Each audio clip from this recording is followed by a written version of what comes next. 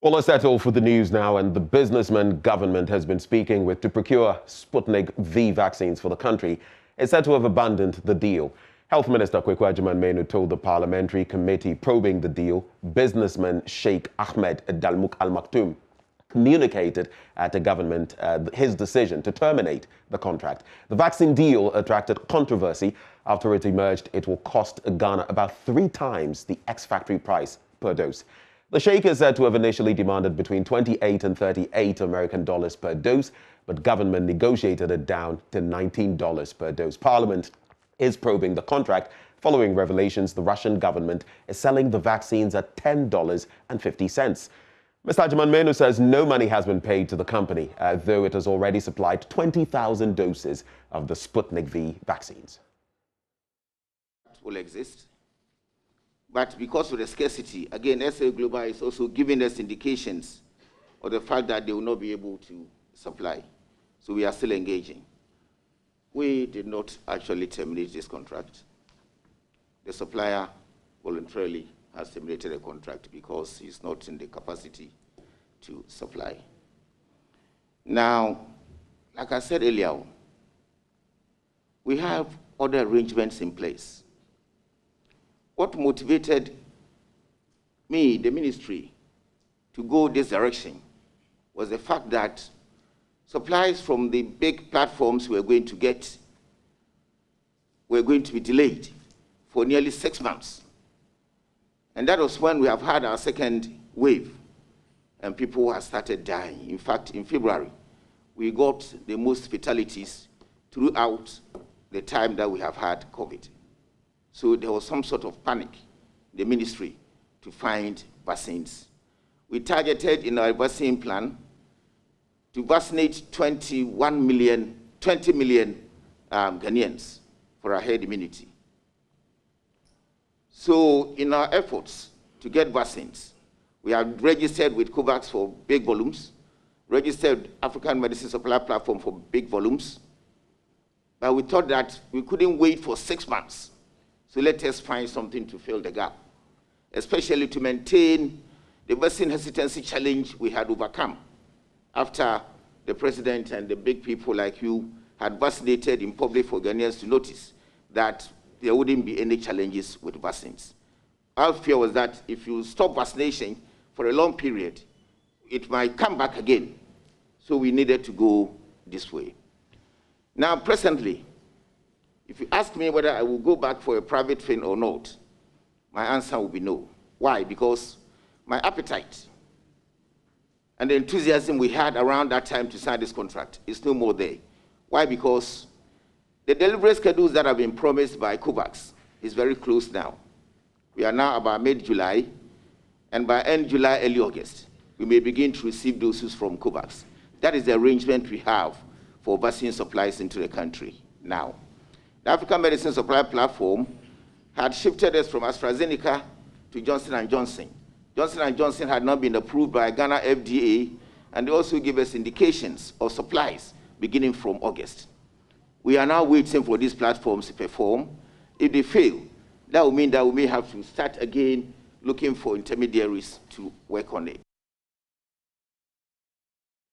Let's go to the Ashanti region, where police have begun investigations into threats issued on the life of multimedia journalist Erastus Asare Donko by Asin Central Member of Parliament Kennedy Ejapong. A statement signed by the Deputy Regional Commander, DCOP David Agyemang Ajim, acknowledged receipt of an official complaint filed by the multimedia group asking for a thorough investigation and protection for Erastus, and promised to periodically communicate their findings. Meanwhile, the Privileges Committee is expected to come out with clear timelines to indicate how it intends to go about its probe into comments made by the Asin Central MP Kennedy Ejapong. The committee is seeking to determine whether his comment that Love FM's Erastus Asare Donko ought to be beaten mercilessly brings the image of Parliament into disrepute. Speaker of Parliament Alban Bagbin referred the matter to the committee following a request by Tamale North MP Alhassan Suini. But Deputy Majority Leader Alexander Afenyo-Markin is raising red flags about the directive, insisting it sets a bad precedent. He tells Kwesi Parker Wilson why. as a house, we've established our own conventions and practices. Again, we are bound by our rules, standing orders, and that the precedence of application of such nature requires that when the motion is moved, it has to be seconded. Members are given the opportunity to express their views on it. This is not what happened, and I disagreed with Mr. Speaker on the ruling he made. So you think he erred, clearly? I said that I disagree with Mr. Speaker on the ruling he made.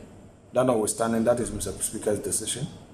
I believe that procedural propriety is very essential in any inquiry, in any referral. The position is that when all men find a man's hand in a till, his guilt must be proven. So I am a student of parliamentary jurisprudence, and there's no way I would want to go on a path other than the new known path of parliamentary jurisprudence. That is why I felt that the approach was not consistent with the standing orders. There are those who have said that clearly the videos are there. We've heard the voice clearly. So there was nothing about procedure. Clearly, individuals petitioned Parliament, and the Speaker took the right decision. We are talking about procedure. Did the Speaker see the video?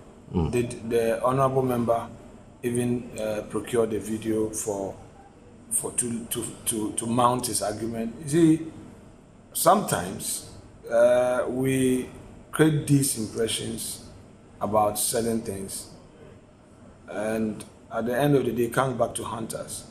We shouldn't create an Okotodi and a budget situation here. All right? We shouldn't create an Okotodi and a budget. A member of Parliament has his own right to make applications to Speaker. Speaker must determine it. It's been determined. Let us see the next step. But I have made my point that let's follow due process. Nobody will recommend that if a person is caught stealing, he should be stoned to death. You know that. Even if every eye saw him stealing, the law requires due process. So, would a person be wrong if he invites an authority to ensure due process in any matter? I don't think so. Staying in Parliament, Chairman of the Parliamentary Select Committee on Defence and Interior says the motive of the committee is not to accuse anybody, but to find out the facts of what transpired when more than 80 soldiers went on rampage and allegedly brutalized some residents of Wa. Kennedy Ejapong made the statement when he led members of the committee to call on the Upper West Regional Minister, Dr. Hafiz Ben Saleh, in Wa. Correspondent Rafiq Salam reports. The members of the Parliamentary Select Committee on Defence and Interior were met on arrival at the Wa Airport by members of the Upper West Regional Security Council. They later rolled into the Wa Township and to the office of the Upper West Regional Coordinating Council, where they called on the Upper West Regional Minister, Dr. Hafiz Ben Saleh.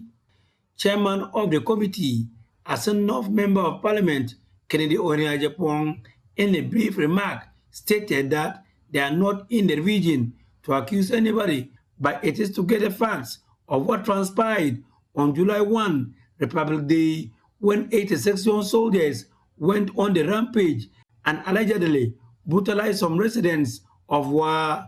Incident that happened in Wa. So we are here to find out what actually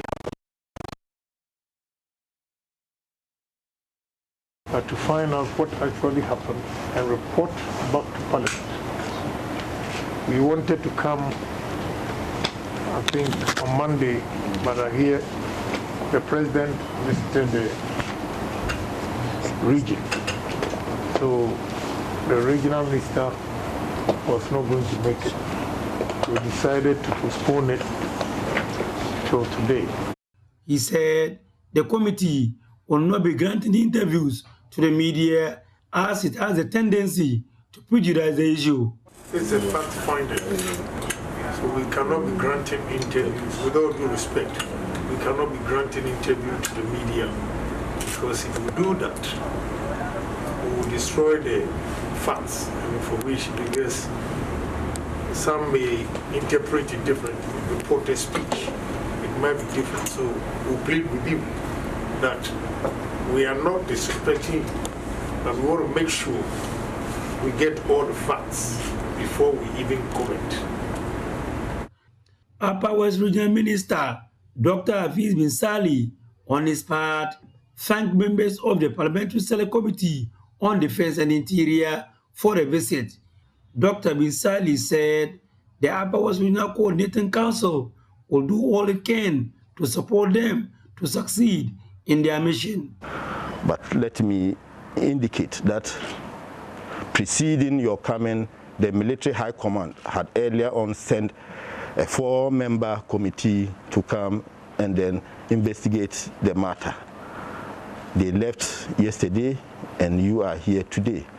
The police are also doing their own investigation. I believe strongly that at the end of it all, the 3 reports will be put together, and at least anybody who misconducted himself or herself will be found out. There is no way that anybody can be covered. Reporting for JoyNews, Rafik Salam. Now, the Omanhene of Edina, Nana Kojo-Konduya II, is calling for support for fishing communities during the closed season. He says the fisher folk, especially women and children, are going through difficulties such that many go to bed on empty stomachs. The Omanhene, on his own, has begun distributing food items to help cushion the women and children at Elmina to avert any untoward occurrences. Richard Kwejunyako has more in the following report. The fishing season got closed on the 1st of July and would be reopened for the fisherfolk on the 1st of August.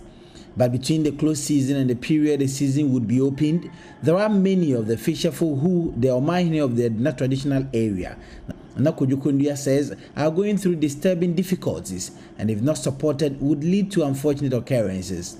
At the moment, the chief says he's targeted 5,000 of the women and children, most especially, to distribute food items too, and is calling for support for residents who depend on the sea for survival along Ghana's coastal areas.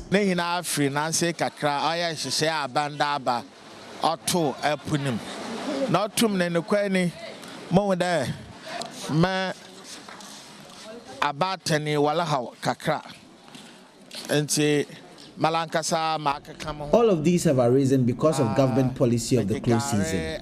Closing the season has brought untold hardships on my people, especially women and children. I decided to mobilize resources, rice, dairy, sugar and others to support them to live through this period. I have focused on the women because if I give them to the men, they might not send them home and their children and wives would go hungry. After doing this here at the palace, I would proceed to the various places at Elmina to distribute same. Next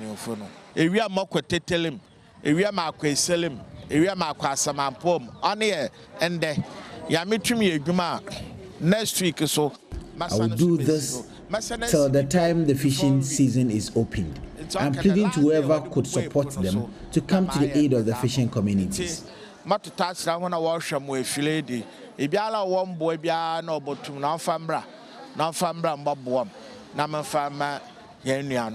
The fisherfolk thanked the chief for the gesture and called for support from other entities to enable them to survive through the closed season. Because what to put on the yamba, Ushan Wulsum. Yes, your phone to it ban has impo. After closing the season, our children have been the hardest hit. They cry unto us because they don't have enough food to eat. So if our chief, our leader, has been able to show such leadership, we pray for God's blessings upon him. The closed season has really taught us valuable lessons. We have not learned that when the season is opened, we need to work extra hard to prepare ourselves for the next season so we don't go through hardships such as what we are going through.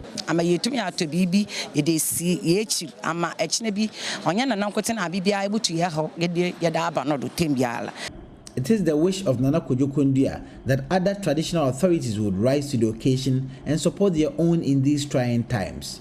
Reporting for Joy News, Richard Kwejo Elmina. Now, the Crops Research Institute of the Council for Scientific and Industrial Research has held a Farmers Field Day program at Ampim, a suburb of Techiman in the Bono East region. The aim of the project is to introduce farmers to good agronomic practices which gear towards tackling low soil fertility as a major contributing factor leading to low cassava productivity. Correspondent Anas Sabit was with the team and came through with the following report. As a means of introducing farmers to good agronomic practices aimed at tackling low soil fertility status, which is a major contributing factor to the low cassava production on farmers' field, the Crop Research Institute of the Council for Scientific and Industrial Research, in collaboration with OCP Africa, organized a Farmers Field Day program for farmer groups in Ampim, a suburb of Techiman in the Bono East region. The program, according to Dr. Kennedy Ajiman, is to help increase cassava production as well as ensure food security in the area. We are here today to help farmers adopt some of the improved agronomic practices for cassava production. The reason being that in recent times, the cassava production on farmer fields are really declining. Yields are very low on farmer fields compared to the potential yields that are associated with research fields. Now, what we're realizing is that even when farmers are applying fertilizer, they do not apply the fertilizer at the appropriate time and also the quantities that is associated with the yields that are expected. Here at the OCP Fertilizer Evaluation Farm, we noticed that cassava tubers that had OCP fertilizers increased in size and numbers compared to those with no fertilizer. Dr. Kennedy indicated that just like any other food crop, cassava production does better with the proper usage of fertilizers.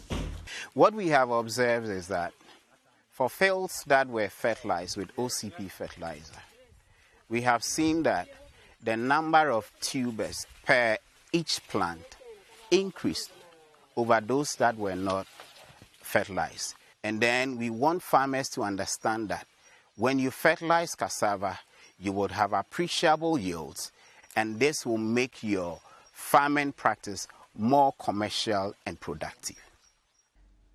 Director of Agriculture for the Techiman Municipality, Mr. James Adu, admonished farmers to be wary of the proper usage of fertilizers as it has a direct impact on the output and quality of the produce. In promotion, I think we have to still advise the farmers to use the fertilizer. But the most important here that we want to stress is the correct time of application, the good agronomic practices, in such a way that it will not affect the quality of the cassava in terms of its post-harvest usage. And on that note, it's a wrap for the news on the AM show. We'll bring you the news review shortly, but do enjoy as we bring you some lovely music this morning. Do stay.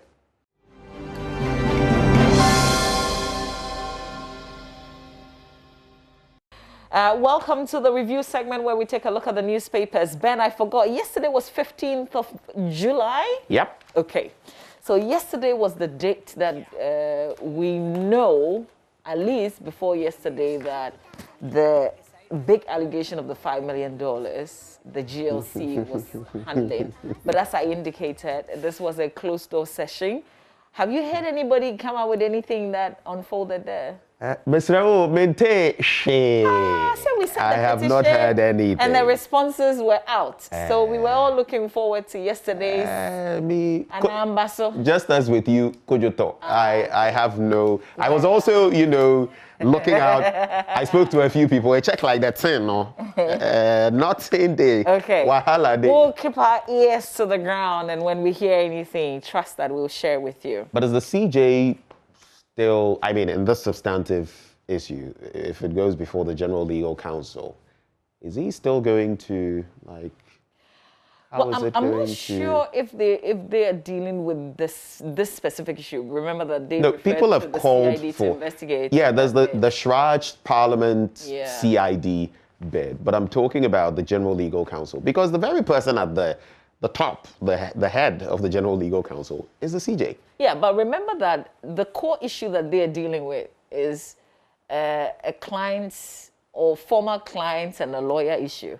Remember, these are like aside issues that came up.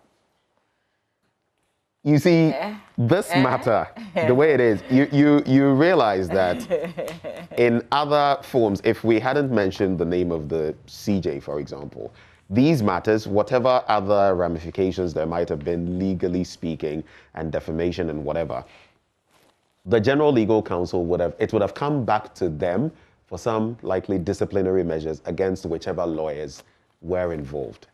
And if it gets to that point, I'm just wondering. Some have spoken about whether there would be any recusal, for example, because you can't be a judge in your own case. But we wait to see. But the first bit, what you spoke of, we'll see what emanates from that. Since I've not heard anything and you've not heard anything, we go take them so till we hear something. Maybe somebody's watching and they know something. Let us know. If you heard something, tell us what you've heard.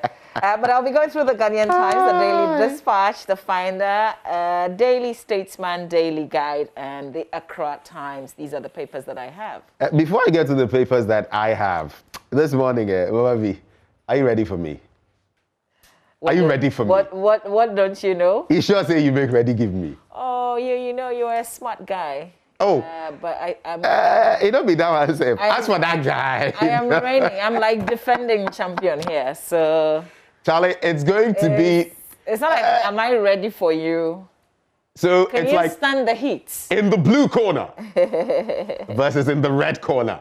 I hear you've been beating people left, right, center, and right now the verdict out there is that Charlie Ladai, she's going to finish me. I'm just, be merciful, okay? I beg you. Don't take my head off. We've got a context coming up later this morning, Ben and myself, but I'll be representing all the Hats fans out there. So it's more of an Accra Hearts of Oak thing and Kumasi Asante Kotoko. It goes without saying who will be repping Kumasi. So me, Kumasi Asante Kotoko. I need my Hat fans. Just change into your jersey, your celebratory shirt if you've got it, and join me, back me up as I win this contest. This one is a piece of cake. Yeah. Going to be a cake walker, eh? Yeah. It's cupcake. In fact, it's a big cake around the HM. It's a piece of cupcake. What don't you know? That's coming up later on the show. I have the Daily Graphic, Republic Press, BNFT, The Custodian, the Ghanaian Publisher. Can we start with the Ghanaian Times? Yeah, sure. On the front page, Old Foreign Affairs building abandoned, left at mercy of weather. Plants growing in upper floors. Of course, they don't have a need for this office. I'm talking about the Foreign Affairs Ministry because they have an new office. ultra-modern one, yes, at the airport. But you think that this will not just be sitting there, but that's what it is. And the paper But we is definitely have use for a structure like this. Definitely. Of course. So stories on page 16. Let's see how much information the paper have on this one. Let's.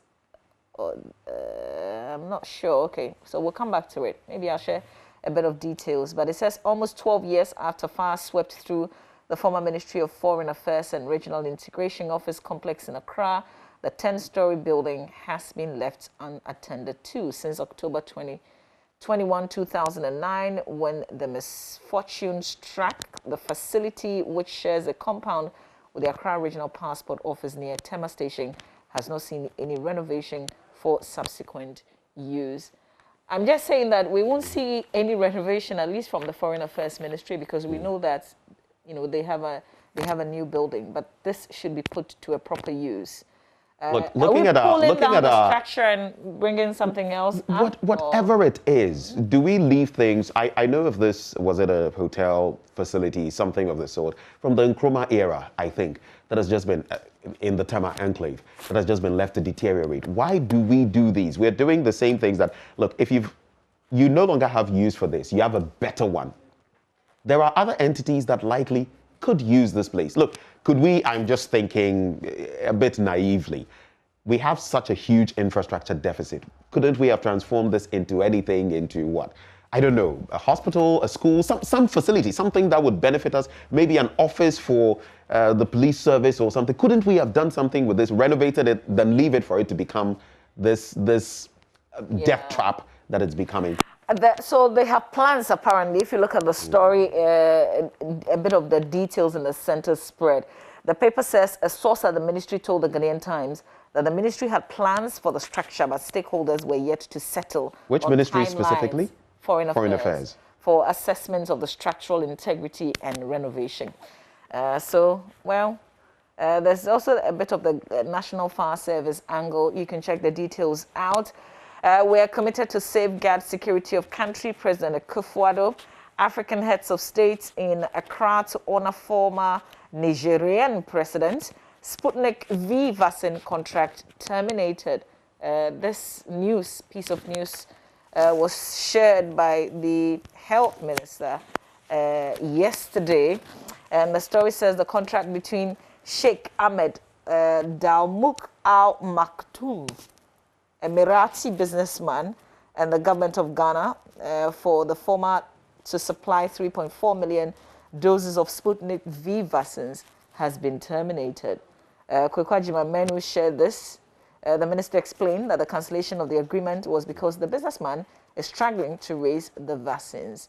Appearing before the 9-member ad hoc committee instituted by Parliament to probe the agreement between Ghana and the middleman, and Ghanaian firm SL Global, Mr. Jimamenu said the termination came at no cost to Ghana. A letter dated July 14. Check the date. July 14 was just a day before the minister appeared before the committee. That letter was the letter that was terminating the contract, a copy of which the Ghanaian Times has cited, indicate that the sheikh said he had endured a series of challenges to raise the vaccines since supplying Ghana with a consignment of 20,000 doses early on in the year. The rest is for you to grab the paper and read. South Africa, if you look at page 5, before page 5 though, let's do page 3. The police are on a manhunt for a businessman and an accomplice who allegedly swindled a Ghanaian and 2 Japanese partners of $150,000 in a fake gold transaction. It follows an arrest warrant issued by the district court in Kaneshie for the arrest of Muhammad Ali, 46, for defrauding by false pretenses. Details of that and a picture of the man the police is looking for, Muhammad Ali, is right there on your screen. Also, the Home Magistrate Court has remanded into police custody 3 men accused of possessing arms without lawful authority. Details and the suspects paraded.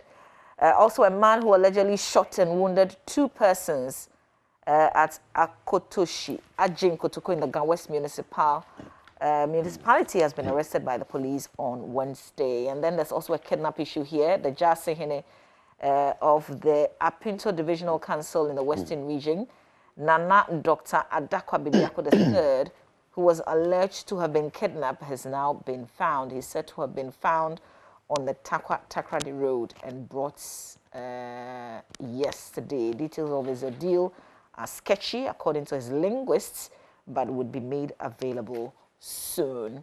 Let's do I think page 5, just a little update. The South African government plans to deploy 25,000 troops after days of widespread looting and violence. So what we shared with you very early in the week is still very much brewing in South Africa.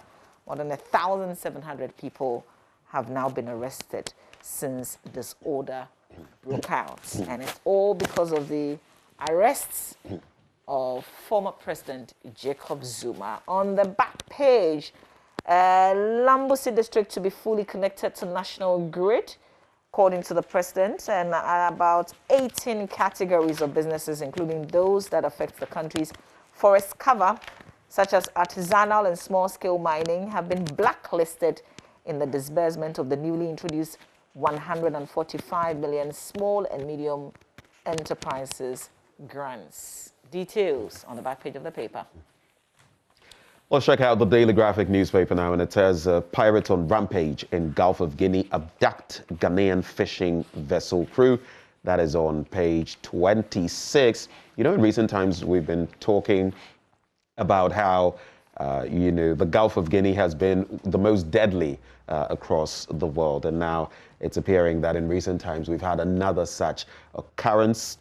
It says pirates have abducted 9 crew members of Ghanaian registered fishing vessels in separate attacks off the Gulf of Guinea. 5 abductees in the first attack have been freed after an undisclosed amount was paid from a negotiated $1 million ransom demand by the kidnappers. Those released include a Korean, a Russian, and 3 Chinese who were all kidnapped on the tuna fishing vessel Atlantic Princess. Now, 4 Koreans of a second attack are, however, still being held captive in Nigeria with a $1 million ransom demand for their release. They are crews of the IRSS, another Ghanaian fishing vessel. So it appears this bit about piracy in our waters is becoming realer and realer, and more real, more and more real, and fingers crossed for some real solutions. Sputnik vaccine suppliers pull out, Minister of Health discloses, and 3 ministries receive clearance to employ 11,840.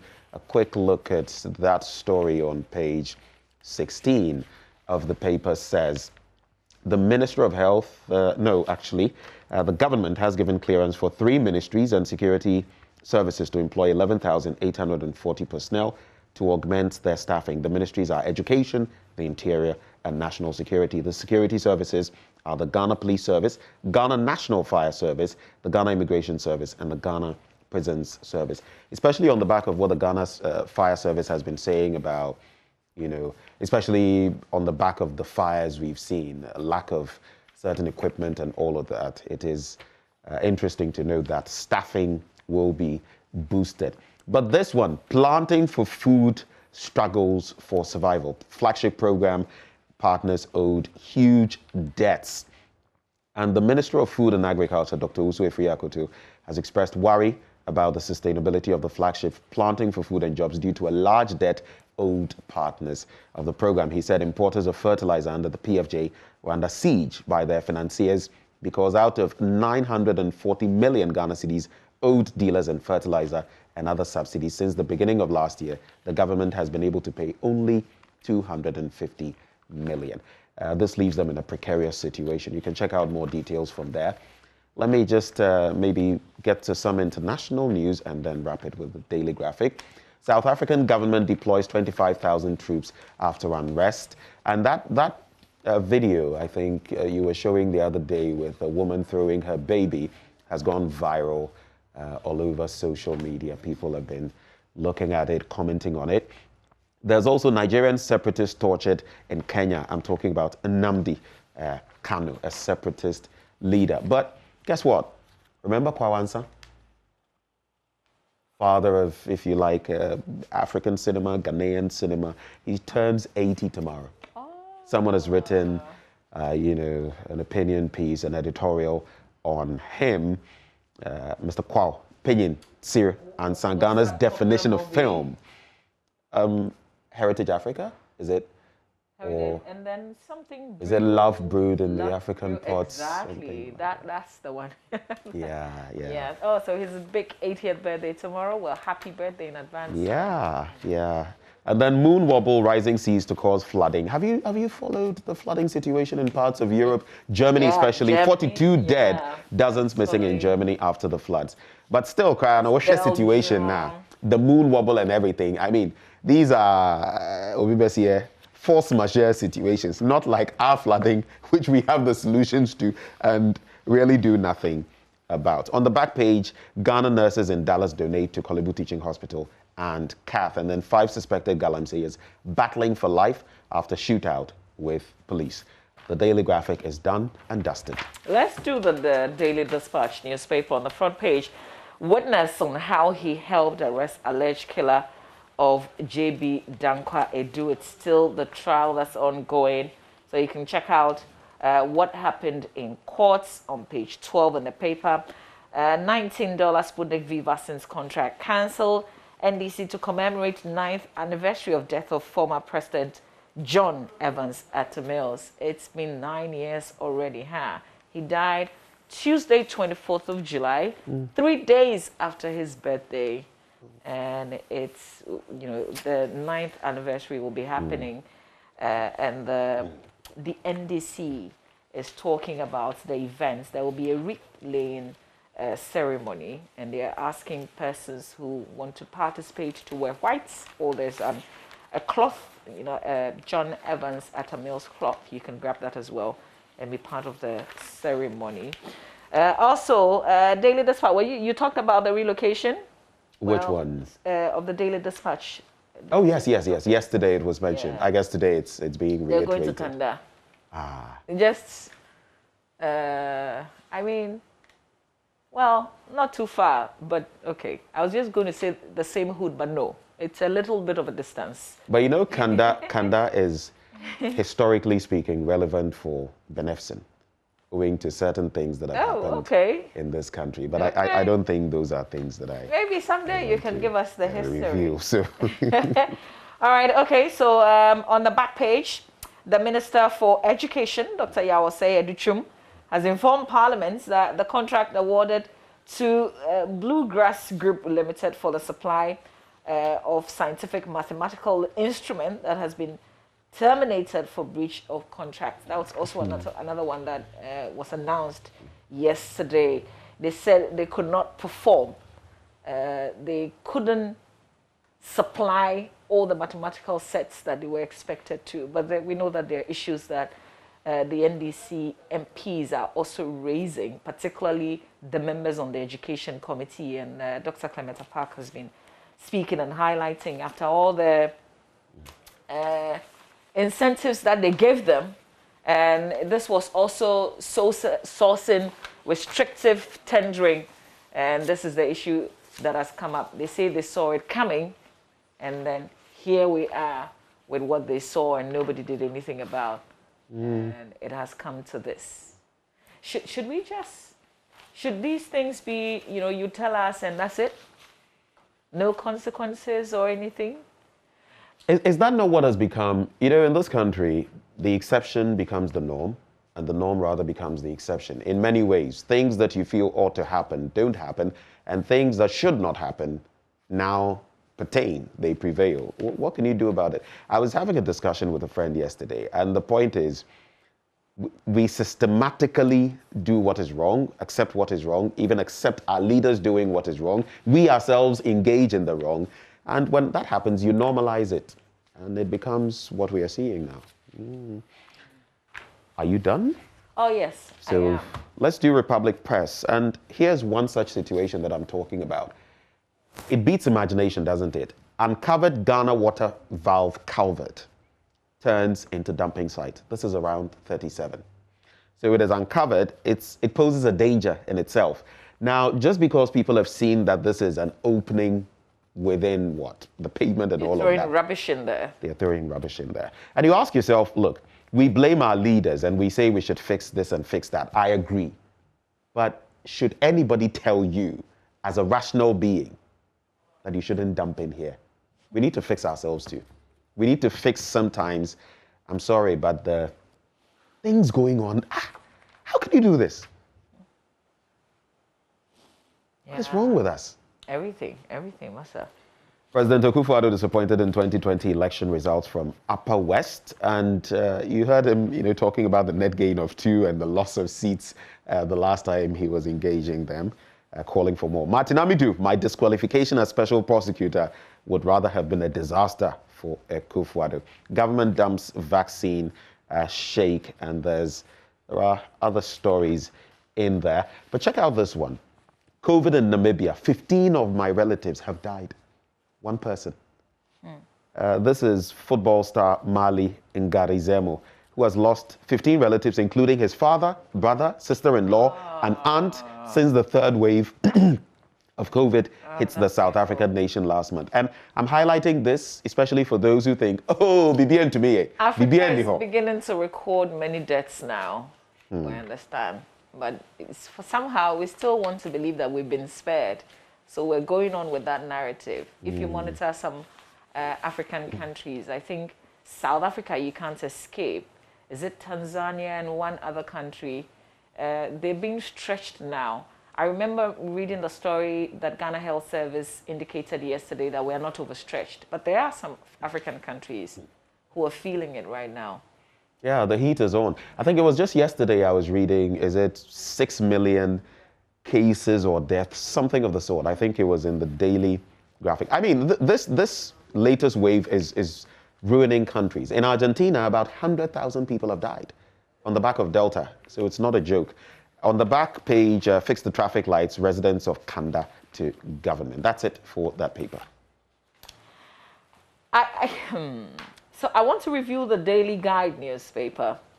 Is it the... So let's just do it. I mean, Daily Guide newspaper on the front page is what I was thinking about. I had, thinking twice whether or not to do this. Is it about the image? The Moesha drama unfolds, but that won't be, I mean, she was putting pictures like these out. So can you blame anybody for bringing No, but I feel out? when I saw the picture, is it necessary for this to be used? Well, is it?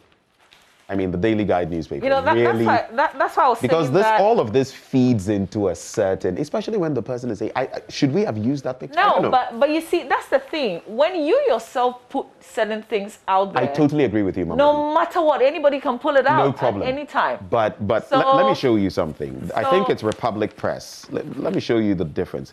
Look at what they decided to use. It's a choice. It is a choice, but look at what they decided to use. Like, look at it. That is what they decided to use. I mean, we have choices, yes. And the Daily Guide could have done better. Have they seen what's on the front page of the Daily Guide? Maybe I should just let it go for now.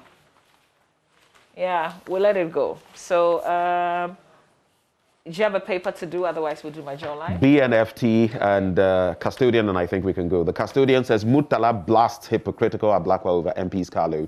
You know what he's been saying? That you've benefited twice from it. There are some who have just come to Parliament. They don't even have a tricycle or bicycle, so to speak. And you are here, you've benefited twice, and you are saying that based on principle. Where were your principles when you were benefiting twice? The first time, and then the second time. So yeah, I've heard that. But let me just explain, because maybe people may not understand why we didn't put the Daily Guide. It's just the picture of Moesha that they decided to bring that, we're thinking... Maybe not for the screens right now. Maybe not. Maybe not. We both disagree. At least we both agree on that. And the BNFT says, mid-year budget, tell us the impact of newly introduced taxes. That's according to Professor Quartey. And finally, businesses in informal sector ignore fight against COVID-19. Find out why. So those details there. Oh, let's do the finder. All the stories are very familiar, except EcoBank GCB Bank controlled 23.9% of deposits. Okay. And then TUC yet to apologize to Rebecca and Samira. So apparently in the TUC statement that they issued on the Article 71 issue, salaries or allowances for wives and vice president wives. Okay, first lady, second lady. They said in the statement that the first and second lady had received salaries, but apparently, it's been disputed. They said they had not received salaries, as in the name salaries, but allowances, and they expected that the TUC will come out and apologize. But stories just saying that days after they haven't come out to apologize. We're talking about COVID, right? COVID-19 deaths in Africa surged more than 40% over previous week. Elferiata grants financial clearance for recruitment of 11,840 staff. You can check out details of that on page 8. That's it for the Finder. Well, I guess we can go online and check out some stories on myjoyonline.com. Let's quickly do that. Government grants clearance for 11,840 jobs in national security, police, immigration, education service, and others. And then there's that interesting, very curious case of missing Takwa Jasehene, who has been found after the threats to his life. Majority calls for Sami James to be referred to Parliament's Privileges Committee. And I guess when you hear Privileges Committee, for most people, it comes with so many things. Some names come to mind that have gone before them. Canadian Japan does not deserve the title Honorable Murtala Mohammed. And this young man rushed to hospital after falling from third floor in the University of Ghana. I think that is Liman Hostel. Then tallest man in Ho pleads for help.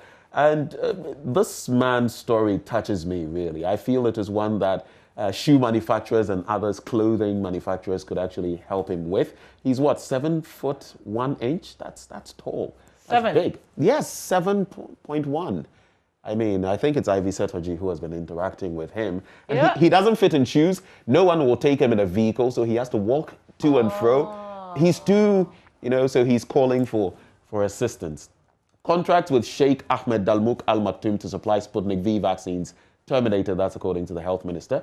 Ashanti Regional Police Command begins investigation into the multimedia group complaint against Kennedy Agyapong, and hundreds campaign for removal of Kennedy Agyapong as chair of Parliament's Defence and Interior Committee. You can check out those and many other stories on myjoyonline.com. But with the gentleman, right, yesterday, to be honest, one of the names that came to mind, Horseman Shoes and others. I'm just wondering whether some of these entities, like, it's a heartfelt plea. He is pleading with people, help me with clothes, help me with shoes I can fit in, because I think he says he's what? He mentioned the number of centimeters. Like the tallest man in Ho has become like a curse for someone. Yeah. But I was just thinking, I was quiet because I was thinking that if we were somewhere else, we will be celebrating him. He will be the first to do many things. Yeah. I mean, I don't know who the tallest person in the world is and how tall the person is, but 7'10" is. I mean, you should see him standing by our correspondent, who was like half of him right there. And I hear people come to see him. People sometimes just want to see this person. We can capitalize on it. He can make money out of that. Proper branding and everything. But now that Ivy's put the story out there, people will reach out and help. Yeah. Even that is a brand, the tallest man in Ho. Exactly. It's a brand right now. Tallest man in Ho. That's it. Well, before we go though, happy birthday to you, Reverend Father Godwin Konu, Parish Priest, Our Lady of Assumption Catholic Church, New Achimota. That's from your parishness. Happy birthday, sir. Happy birthday, Padre. Right. We have to bring you AM Sports. That's coming up in a little bit, but me and you, we are rivals today. You guys need a shot of this. You know how the boxers do when you want to do this? We'll see. But remember, from WA welterweight champion Ike Bazooka Quartey, the man whose right jab was rated by the Ring magazine as one of the most dangerous in the sport of boxing. Well, he hardly grants interviews, but our very own Nathaniel Atta, who is a longtime friend of his, managed to pull this off. Quartey, who retired back in 2006 after his fight with former champion Winky Wright, has some investments in real estate, which includes an uncompleted hospital. Ike now needs assistance to get it completed so he can address the health needs of the people of Ubawe. The obvious trigger for all this was a recent picture of his on social media, which sparked worry about what he has been up to. So this is an exclusive conversation. Enjoy.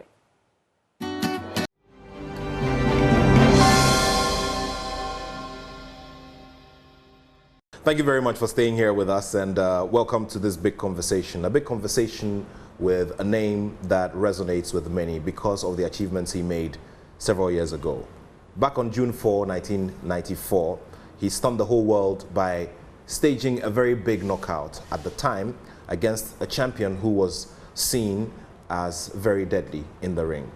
Well, years on, he has an interesting story to tell regarding his exploits outside of the ring and how life has been for him when it comes to life after boxing and life in retirement. Ike Bazooka Quartey, the man whose right jab was rated by the Ring magazine as one of the deadliest in the sport, is my guest for this big conversation. Champ, good to see you, man. Thank you, bro.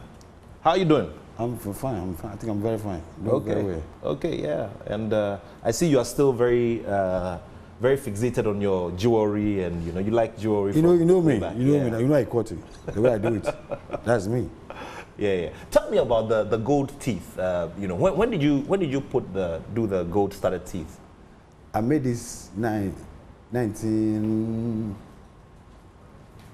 before Oscar's fight. Okay. Before Oscar's fight, it was 1988. I wrote my name on it, Ike. Ike, yeah, I can see that. I see.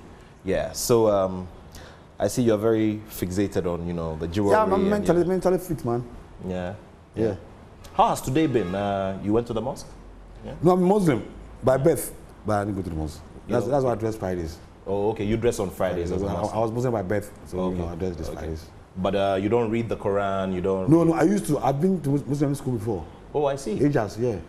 When you were a little boy? Yeah. My father was a Muslim by birth, yeah. I see. So at which point did you switch, from Islam? It's a long story. It's a long story. When I was young, I see. Interesting. But you also read the Bible sometimes? Sometimes I do. Yeah. Because I remember years ago I was here and you were having Bible study. Yeah, I used to read Bible study. I see. Now let's talk about everybody is very interested in this thing. For a legend like you, just before you go into battle, what do you normally do? Do you pray? What do you do? Or you just walk into to the ring? Yeah. To the ring, when I'm going to the ring, mentally, emotionally, physically fit before going to the ring. Yeah. And you ask the Lord for you to walk in and walk back. That's all. I see. But what to do, you have to be ready in the ring. And asking God, I'm going there, let me come back with my legs. Yeah. That's all. Some people go there and come with stretcher. It's true. Yeah, so we are going there, just ask the Lord, and I'm going there, to do this job. So let me walk back with the money. Yeah. Let's also talk about family. I mean, you've been focusing on family a lot, especially in your retirement. So how's family doing? How are the boys? Everybody's big, man. They're all big boys now. Yeah. They're all big. One just married last year. The other one. I see. So now, very soon, you are going to be a grandfather? I have grandchildren. You already have grandchildren? Okay, wow. Any of them wants to follow in the life? No. They are all finished. They have school. They are focusing on different things? They just finished this. The last one just finished this national service. National service. Oh, okay. I see. So nobody wants to follow in Grandpa's footsteps? They have to be in the school, They have to do different. Yeah. That's why maybe if your father is strong, if father is a boxer, I can be a good boxer. No. Because I come from Bukom. Yeah. I was born and raised at Bukom, that ghetto there. And that's why I was able to, tough. But they are not tough. They are tough in the book. They're not tough physically. They always say that when children are brought up in a very comfortable environment, like the kind of environment you created for them, comfortable home, swimming pool here, the gym is here, so many dogs, to take care of and all of that. They don't have the toughness to be in the ring. You have to be a radical. To be in boxing? To be a good boxer, to be a hard, tougher boxer. You have to be a radical. You have to be on the street for a while. Yeah. You have to pass through some things, when you are experiences. Yes. Sometimes, Charlie, you can take some punch and tell it the way you feel it. I'm still laughing. Yes, that reminds me, champ. I've met a lot of my friends who say, your friend Ike Quartey, I mean, one of the things I liked about him was the fact that anytime you punched him and it got him, then he'll laugh. So anytime Ike Quartey laughs in the ring, start smiling. You start smiling. How did you develop that? Tell me about it. I just want to tell you that what he did to me is nothing. It's nothing. Yeah, it's nothing. But it's still paining. I'll give back. Yeah. Harder than what I took. Yeah. Because I remember, back in the time, anytime a punch touches you, then you smile. Instead of... You touch me harder. I feel it. That this punch is a big punch and it's a hard punch to start smiling like it's nothing. My brother, it's not Charlie.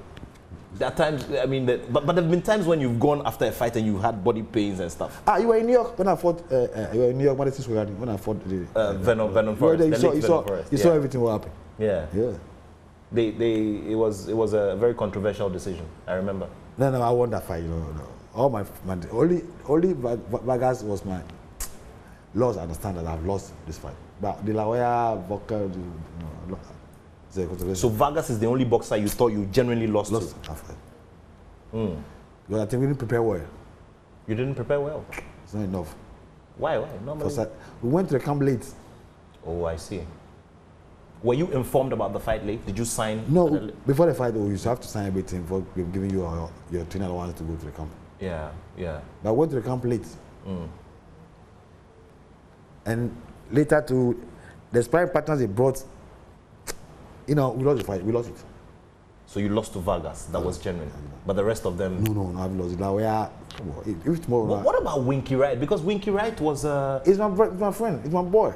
Yeah. We used to stay in France together. I know. He's your childhood boy, friend. So that middleweight, he just called me. Let's go fight, make money. So it was a multi-million-dollar fight. When I got to the Tampa, Florida, Bay, yeah. At the airport, and he gave me his car to drive. And the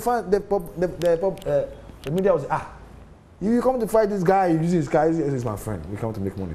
I'm not middleweight Oscar. He's my friend, we come to make money. So we don't click each other. I don't care if his mother is a referee, his father is a judge. We come to fight in his bedroom. I don't care. I come to fight and make money. I see. Yeah, bro. Oh, so yeah, because I remember very well. So that fight is a middleweight fight. Yeah. I'm not a middleweight boxer. And it was an exhibition. There were big stars as well. It was an exhibition, but it was a decision, And you were fine with it? Tomorrow we are fine about that. I see. Yeah, bro.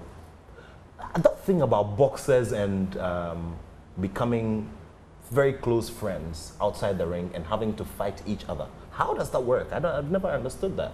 I've never got a boxer friend apart from late Africa. The Whiskies. We were with the Whiskies. Yeah. I've never had a boxer friend apart from Africa. I see. You grew up together in the area? We grew up together. We participated in African games together. Common games together. African games Nairobi. Common games. It was boycott. Both of South Africa apartheid. 1986, right? 1986. Yeah, sure. And we all participated in Olympic Games in Seoul, Korea. I see. Tempo the same day. His passing must have hit you a lot. We became champion the same year. Yeah, a few months away from each other. Yeah, I remember very well. Yeah.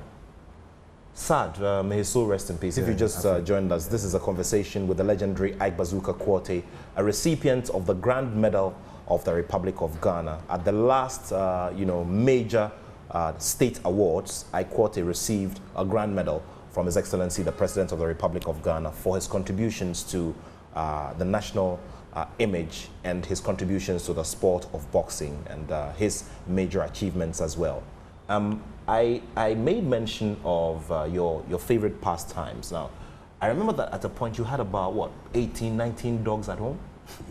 I love dogs, man. Yeah. You still keep that big number of dogs? No, pets? No. I had dogs, but not like before. Not back then? Okay. And you had names for each and every one? Oh, they all know me. They all know you? They are pets. I see. Yeah. What do you normally do when you wake up? And I remember my first time when I stepped there and they smelt me, and all of them just started barking very They hard. don't know you. Yeah. They don't know you.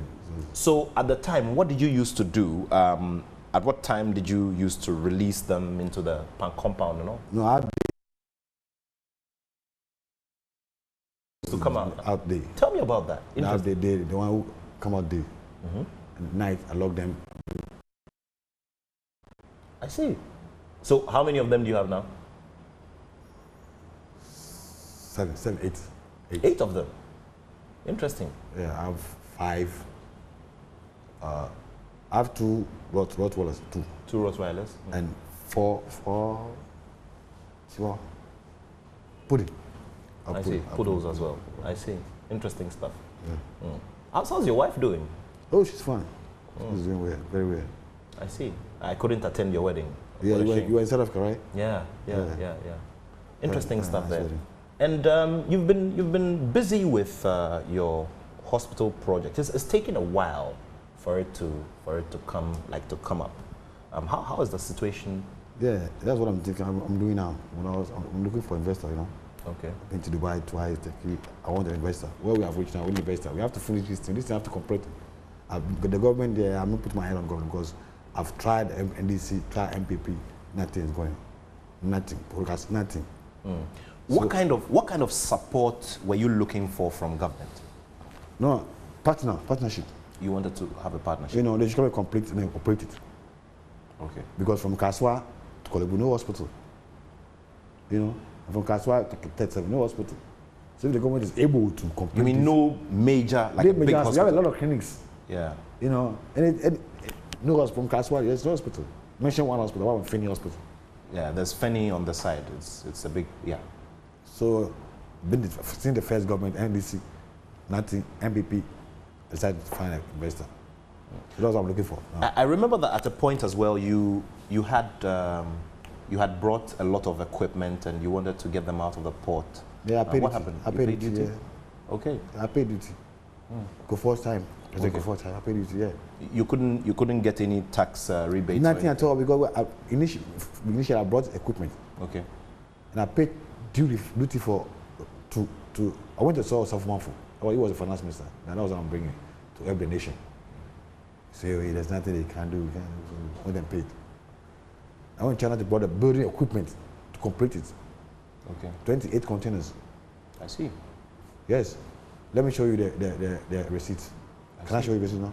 Yeah, we'll take a look. My office is there. Yeah, we'll take a look at it. Yeah. And I pay and clear it. They are there. Things are there now. Yeah. So, you've had conversations, and how are the conversations going? Is it going well? About the hospital? Yes. Yeah, it's going well. Yeah, we're on it. So if you should project, how long would it take you to complete it so that you can start operating from the way your conversations have gone with your partners? Now, unless we get an investor, yeah, you know, who's coming to invest, complete it and operate it. There we can tell you we can finish today, tomorrow, next week, one next year or something. I see. Now we haven't got somebody. I can't tell you tomorrow or next week. Or, How are your other businesses? You have a lot of real estate. Yeah, I have hotels. I'm fine. Let's talk about general health. I mean, people always say that boxers, sometimes when they go in the ring, they fight for so long, the punches hit them all the time. Sometimes they footballers sometimes also get injuries and they get hurt. Since you retired, have you had any health condition of any sort, or you know? I was 31 when I retired. Your wife was saying, "Oh no, we are too young." I said, "No, it's okay. I'm fine." And then you came back and did your comeback? No, just to prove to the world that I can do it again. I want to do it again with Oscar Lawyer, you know? Yeah. But the weight, you can't do it. It's too big. We have to go to China somewhere. We do an exhibition there. But you can't do the weight. You want to go for heavyweight somewhere. Oh, he wanted you to fight for heavyweight? We chat for something else. I see. It's too big now. Okay. Because, you know, it's fat. Yeah. And so which weight would you have preferred to have that fight with Oscar? If it's coming, middleweight. At middleweight. That's what you are comfortable with? Okay. So if Oscar should call you now and say, look, champ, I think I can make the middleweight, you'll be ready to go? Let's talk about money. Money? How much would you want to be paid for a big exhibition like that? No, it's not. It's exhibition. Yeah. So you have to sit and talk. People will come in, you know, get sponsors to come in. Now I'm a big guy in the boxing, so I know what's going on. Yeah. So you have to sit and talk. How much you gonna give me? No. But it's not coming on. So let's talk about it. Let's talk about what's going on today. So just continue. Yeah, I was coming to that, champ. So I saw a picture of you wearing your basketball jersey. You were wearing this ring. You had clenched your fists. You're taking a shot. Your hair. You know, and people started talking about it. There are a lot of negative comments, you know, some suggesting that you were on drugs and, you know, some also suggesting that you don't have money anymore and all of that. Yes, you know, and I'm sure some of it caught your attention. First of all, let's talk about this look. Many people know Ike Quartey as the man who always has a clean shave, you know, no hair on his face and all of that. Why did you decide to grow hair on your face? And I decided after the clean shave, I decided to be a Rasta. Okay. You know, I was a Rasta for 7 years. Yeah. I cut remember. it off, go out, do it again for 5 years. Yeah. So I decided to keep myself a Rasta. Okay. Are you telling me if somebody has kept his salary, he used drug? Have I lost my mind? Or just have I lost? All the parties are there. If I decide to keep my hair on beer, that's not. If leave your hair, that's me a drug dealer or use drug. No, it's wrong. That's the formation of character. That person has to face the law. The one who brought this issue out have to face the law because you can't do that. You don't do that. That's all I made all these years. I waste my life time to be this name, trying to do tarnish it. No. I want to say at all. I'll take that person on. I don't do that. I love my wife. I love myself too. My children. I love them. I cannot be going. That's nasty thing. Tell me about the reactions that your immediate family, your wife, your children, when they saw the way people were talking. My wife, she couldn't sleep. She hasn't started searching for.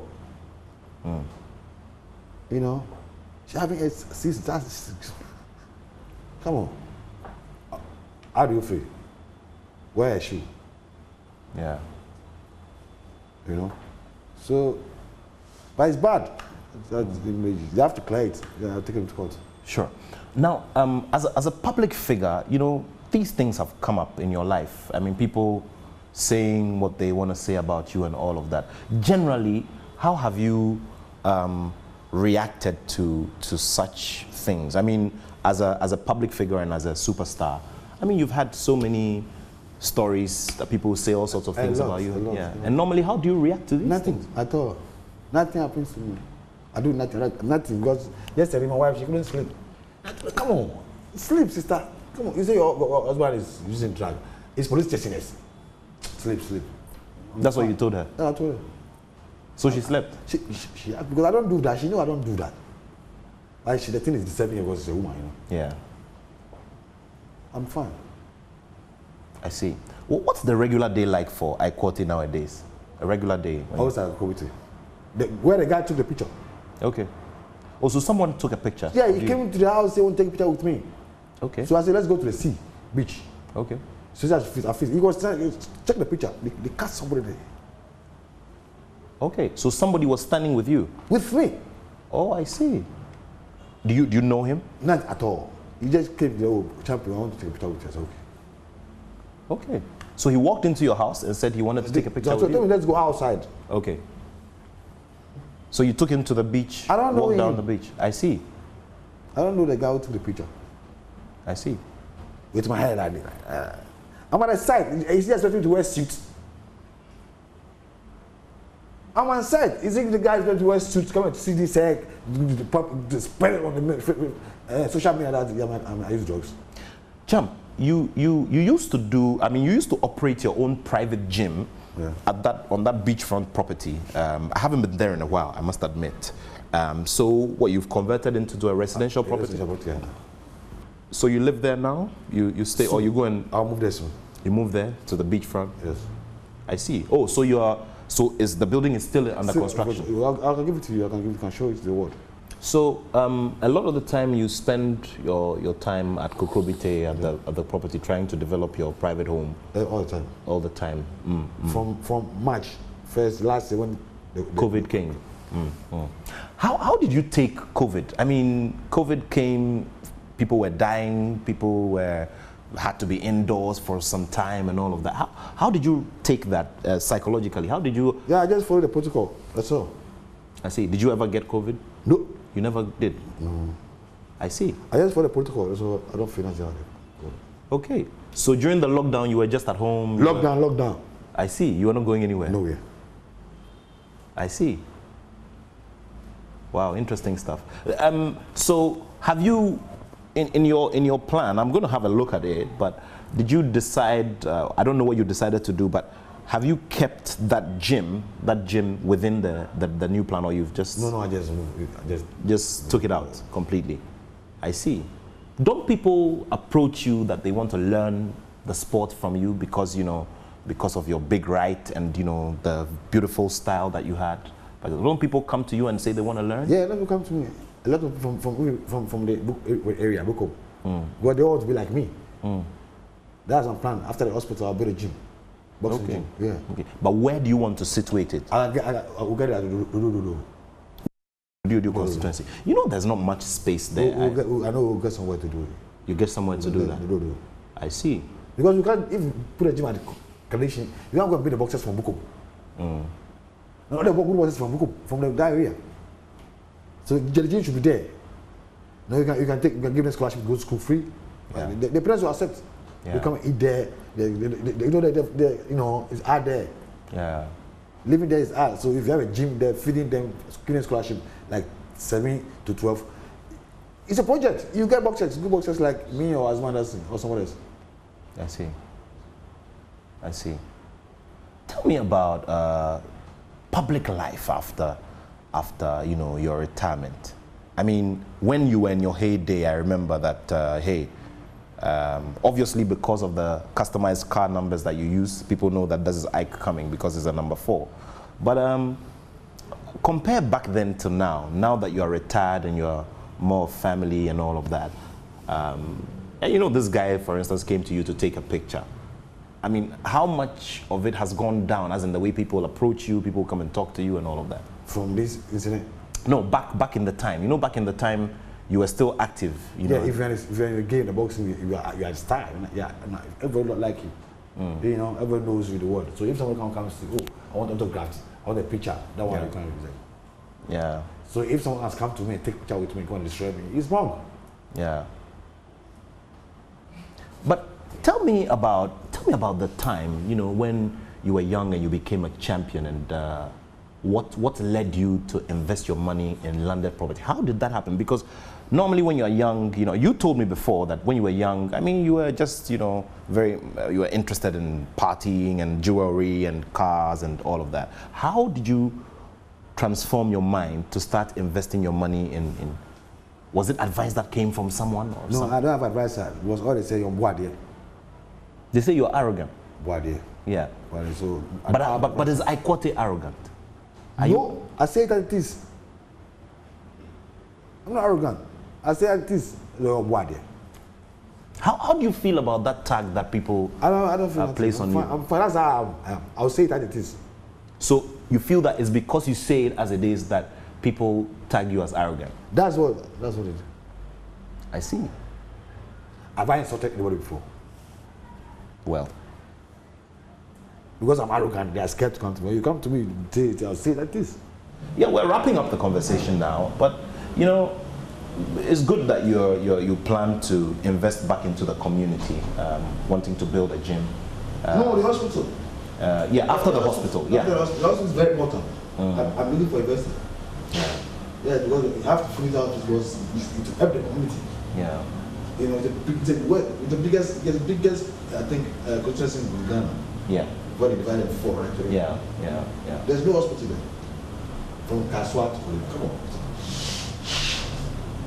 It's bad. Something has to be done. Has anybody ever approached you to go into full-time politics? No. No. You don't? No. But you have friends who are politicians, right? No, Ryan is my friend. He likes me. You know, he has helped me before, so why became my friend? Yeah. I remember those times. You used to, yeah. Very good. Yeah. Where were you on the day when how did you get? How did the information get to you of his passing, Rawlings's passing? I'm not going there. You couldn't go and watch it. I see. Can't go close to it there. I was afraid. So you saw that.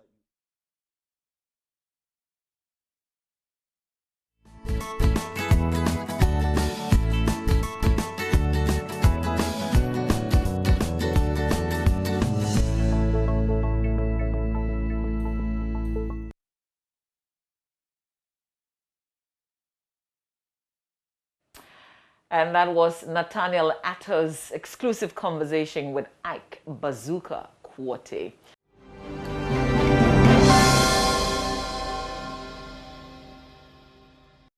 Well, let's do from the regions. There's been quite a number of issues coming out of some of our regions this week, making headlines in the news. We want to touch base with our correspondents, and we want to start with the Upper West region. Rafiq Salam is on the ground for us on any breaking news stories and developing stories, as well as exclusive stories. And this week, well, I guess on the back of the soldiers beating citizens in Wa, there was a committee that was set up, but unlike the committee's work in Nigeria, this is not an open door one, but Rafiq has been picking a few things from the committee's work. The president also visited the region. Rafiq is joining us this morning with an update on some of the issues. There's also significantly that fertilizer story that he also filed, and the president commenting on the fertilizer issue. So Rafiq, good morning if you can hear me. I hope you're well. Good morning, Mama V. How are you? Oh, very well, thank you. So Rafiq, let's start, I guess, with the soldiers. What is the very latest? What has happened this week, and where are we? The 4-member joint committee that was tasked by the Minister of National Security to look into the issue ended their work on Tuesday, and they are now back to Accra to do their final report.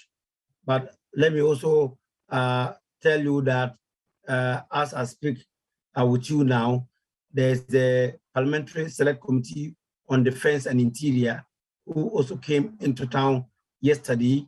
They met the Upper West Regional Minister, and then this morning they will be heading to the Presidential Lodge. That's where they will be meeting the victims, and then after which they will meet the overlord of the Walla traditional area, now for CDC people, the 4th. Okay, great. I think there was news that the soldiers had been demoted or something of the sort. What do you know? 3 soldiers have been demoted to junior ranks. One was a staff sergeant, and he's been demoted to corporal, and then also 2 of them were corporals, and they have been demoted to private. That's their lowest rank. And also, there was also a committee chaired by the commanding officer, Lieutenant Colonel Jima, on one of the lieutenants, officer on duty, who was alleged to have been given opportunity to the 86 soldiers to go out. They were still continuing with his trial. So his trial continued last Tuesday, and so they are still on it. We're yet to get the outcome of that trial. But 8 other soldiers, junior, young officer, young soldiers, as I speak to you now, are now in 30-day detention. They call it Garu, and so they have not been detained for 30 days. And so these are the preliminary findings. These are the initial punishment that has been meted out to the soldiers. But we are waiting for the final outcome of the committee, the joint committee that has been tasked by the national security. In the meantime, Rafiq, how about the victims? The victims at the moment, one problem about the Walla man is that there are certain institutions or certain things that they fear or they have phobia for. You talk about the police, you talk about the police station as an institution, you talk about the soldier, you talk about the rain or the hospital. These are 4 key things that the Walla man has phobia for. And so when the committee that came out, one of the challenges that they were facing was to get these victims to the police, and also to have a medical report covering the alleged brutalities. The committee tried their best. Not many of them would like to go there, because even when I went out on the street to speak to people around the Tendamba Crescent, I can tell you, Mama B, over 3 dozen persons were brutalized in that area. But they wouldn't like to go to either the police station or the hospital for a medical report. But these are people who are not, it's not rocket science or whatever that they can use to do their investigation. The people themselves have to come up and then tell them what actually transpired. And so for now, the victims, I will tell you that I can only talk about Gafuru Mahama, who developed a fracture on the right thigh bone. He has been operated on, and he is recuperating. So that is the only person that I can tell you about for now. Oh, that's very interesting to think that all the people that we saw kneeling in the gutters, in the gutter, nobody went forward, you know, to show themselves up and say that I'm a victim of what the military men came to do on the streets on that day. Yes, even around the Wall Filling Station at Sakwiri, there were about 4, when the committee went back to the crime scene or the scene of the incident, they got about 3 or 4 people, and they were even pleading with them to have a medical report so that they can be part of it. They said, no, it's Allah's way, and then they have left it to God. And so, so it really gave a lot of, what do you call it, it gave the committee a coolant tax, and there are challenges on. Well, but it's good that you explained to us that traditionally, I mean, that's what is noted of the area. That's what you would expect. So thank you for putting the highlight on that. Let's talk about the fertilizer issue. Because Mama, we have a subculture we call Tijabuyini. We are all one, and so nobody is an island in what. Everybody is related to the other. For them to take somebody to pieces, and they don't think that is the best. And so that's why some of these they don't even go near there. Okay, but talking about the fertilizer. Yeah, Rafik, stay with me for a while. Let me find out if Ohimin is with us, so that we can do a sharp contrast.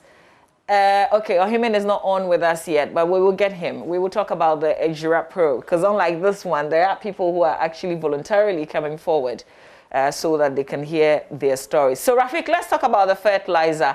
It's been big. We now know that not just the Upper West, there are a lot of areas in the country, if not around, as in everywhere in the country, where we know that the fertilizers, this is the one that government has given out, which is reduced. People are not getting it at all. So you brought the story and then the president spoke. Let's talk about your story and let's find out what the president said. Mama B, let me tell you, you know, I'm also doing farming. And for the past 4 months, 4 weeks, let me tell you that I have been looking for fertilizer to give to this my smallholder farmers. And I needed about 1,200 bags of fertilizer. As I talk to you now, you can't get a single subsidized fertilizer in the Water Township. They are not there. We come around the whole of the Upper West region for 3-4 weeks. We haven't got them. It was until some few days ago that I got about 500 bags. And so to enable the farmers to go to farm. And so when the president came, and he really spoke on it, but he said that he's not sure that the Minister for Food and Agriculture is aware of the shortage of fertilizer in the Upper West. But I can tell you that it's big here because the prices of even the subsidy, you remember, at the start of the farming season, the government subsidized fertilizer was about 48 Ghana cedis. 48 Ghana cedis. And then also in the open market, it was sold around 101, 104. And, you know, when it was not in the market, when they were not in the stores, you can get it at the black market, somewhere around 60 or 70 Ghana cedis. I'm talking about the subsidized fertilizer. And then also, if you are going for the subsidy one, in the market, it was between 145 and 180. So it was really difficult because if you are to do subsidy about 48 Ghana cedis, and then you are going to go for a non-subsidy around 170, I'm wondering whether they are going to make any profit from their farms. And so it's really tedious. But the president promised that they will get the fertilizer. But his major worry has to do with the fertilizer smuggling in the Upper West region. Remember, the Agri Minister some 2 years ago named Upper West as a headquarters of fertilizer smuggling in the country. You know, our borders, the frontiers are open. You can, around the Sisala enclave, you can pass anywhere and you get to Burkina Faso. And so this is where the smuggling is taking place in the Upper West region. Most of the smuggling. Well, let me tell you something. As of 2-3 days ago, we spotted about 15 trucks. 15 trucks carrying fertilizer and heading towards the Sisala West and Sisala East. As I speak with you now, Mama B, if you are going around that route, You won't see the vehicles, you won't see them returning, but there's no fertilizer at either Bolu or Tumu. Where have they gone to? They've gone to the neighboring countries. And so that is really a difficulty. But you see, maybe the problem that we are having here is about the agents. If government wants to tackle this issue of fertilizer smuggling, they should tackle their party men or party people. Most of the people who are the agents are party people. And so it's really difficult to tackle them. And so that is it. So Rafiq Salam bringing us up to speed with this issue of the subsidized fertilizer and how it has become a very scarce commodity. Farmers are simply not getting it, and they have a need for it now. And this issue is not just Upper West region. We have the journalist in Agritech being represented by our own Joseph Opoku Gakpo, who was also on the show this week talking to us about their petition to the Agritech minister. There was a deputy minister of Agritech who joined us on the show then, who acknowledged, because he himself had gone on a tour to the Buno Ahafo region, and it was a similar situation that he witnessed there about the shortage. And so this issue, we understand, is being tackled. Let me just bring in Nanaya Ojima. So from the Upper West region, Rafiq, continue to stay with me. Let's just cross over and go to the Ashanti region. Nanaya Ojima is my colleague there, who's also been following this very heartbreaking story of a 24-year-old who was shot dead and her phone taken away. Nanaya, good morning. Good morning, Mama V. Great. How have you been? I'm fine. Just that this week I've been following up on very devastating stories, including the murder of a 24-year-old Angelina Juma by some unknown assailants, and also a suspected murder of a 2-year-old by name Mafati Atobwase. Nanaya, just bring us up to speed with these two issues of the killings. So first, Angelina Juma, from my investigations, lived at Tanoso, and she lived until her 24th birthday. She was actually killed on her 24th birthday, according to the family. Oh, no. And Angelina had, yes, unfortunate. Angelina had moved from Tanoso to take Maxima Junction to pick up some items from a friend. So we don't know if Angelina could get to the friend, but after she had finished what she was doing at the area, she moved to Maxima Junction to try pick a vehicle from the area to her destination. And this area that I'm talking about, so that's the Maxima area, is a public place, an open place. We have even a number of businesses lined up along the streets in this area. So according to eyewitnesses, 4 men on 2 motorbikes rode directly to Angelina's direction and shot her in the neck.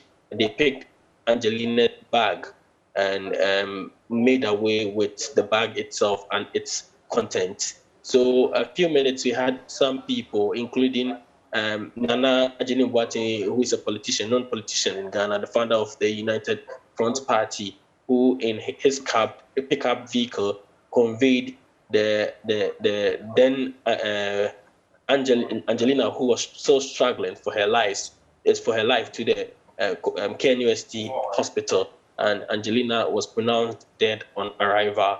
Police have been to the scene to pick some leads to try and investigate the issue and find out how Angelina died. I'm learning that the police have also been to the KNUST hospital, gotten some interviews on how what actually this in the Ashanti. They are relying on CCTV cameras mounted in or along the streets of Kumasi to help get who these victims are, the modus operandi, and other issues. And this have sent a lot of fear into the people of Kumasi, especially the Maxima area. I've been to the place interviewing people who live within the Maxima and its environs, and they tell me they've always had to contend with armed robbery incidents, especially people, riding on motorbikes and snatching mobile phones and bags from people they meet in the evenings. So it's been a major issue for the people here at Tech and Maxima Junction and across Ashanti region, because this is not the first time we are hearing that people on motorbike or people operating in such a mode in this modus operandi, that's armed robbery incidents. So it's become a worry for many in the Ashanti region. Bringing you up to speed about the security situation now in the region, there's fear and panic among the people in the region. Not long ago, myself, I tried picking a vehicle, boat or Uber, as we know it, and the driver insisted that I sit with him at the front seat and leave my belongings at the back seat. So it should tell you the fear in people, and now from moving straight to their homes, so that these incidents will not be recorded. And I guess, Nanayao, the Uber driver said that to you because of the recent incident of a passenger who ended up, and this is gory, I apologize, actually chopping off the head of the Uber driver, who was also a teacher. And this was just one of the other jobs that he did to survive. And we can understand. But as you were talking about the 24-year-old Nanaya, we're also rolling images of the family home, and her mother talks about the fact that there are 7 children, and Angela was, would usually help her take care of the other children. So this is a big loss to the mother and the entire family as well. Absolutely heartbreaking. Was there a struggle, for the phone or something of the sort, or they just, those who were at the scene when it happened, what have they said? Now we've been able to speak to the people, but we are getting conflicting reports. Some people are saying there was a struggle, others are saying there wasn't. So we are not independently able to verify that there was a struggle or not. But the police say they're also picking similar reports or stories from the people who saw things on foot. So it's about the police going down and investigating the matter thoroughly to help us unravel what actually went down, leading to Angela's shooting and demise. Rafik, let me come to you in terms of general security. What can you tell us where you are? What's the situation on the streets of Wa? The street of Wa, I can tell you that is somehow better than a couple of years ago. You remember the president himself alluded to it ad nauseam, stating that a couple of years ago, when he was in the Upper West region, the general talk was about the insecurity in the Upper West region. But through his partnership with the Interior Minister, Ambrose Derry, they have been able to bring armed robbery down. But let me tell you, one incident occurred here last Monday around the Hen Road, where a driver was alleged to have shot by some unknown assailants on the Tumu Highway. It really brought shivers down the spine of many residents in the Upper West region here. And so the security services, I can tell you, are doing well, but they need to up their game. They need to up the ante so that to make the people here more secure. What are we looking forward to, just before we wrap up? What are we looking forward to? What are the expectations this weekend, for instance, in the region, Rafik? The expectation is that it is the hope of the people that the 2-day official visit of the president will come into fruition. They have tabled lots of challenges for him, which has to deal with the roads in the Upper West region, talking about some communities not having light, and then also the other issue has to do with the education infrastructure, talking about the Jamia Islamic Senior School, which was on the news a few weeks ago about an alleged rapist who got into the school because there was no fence wall. So it is the hope of the people that the presence of the Upper West region will really get them the desired results. And so that is what the people are looking up to. So they don't want anything for now, but they want that the promises that he has given, his words, to come to do the talking now for the people of the Upper West region. Okay, wrapping up from Rafiq Salam from the regions. He's told us about what's happening. Let's end this one with Nanaya Jima, who's joining us in Kumasi. Nanaya, you know, what are you guys looking forward to? We know that the Jura probe, the committee returns the public sitting today at the Prempeh Assembly Hall. What are some of the other things that you're looking forward to?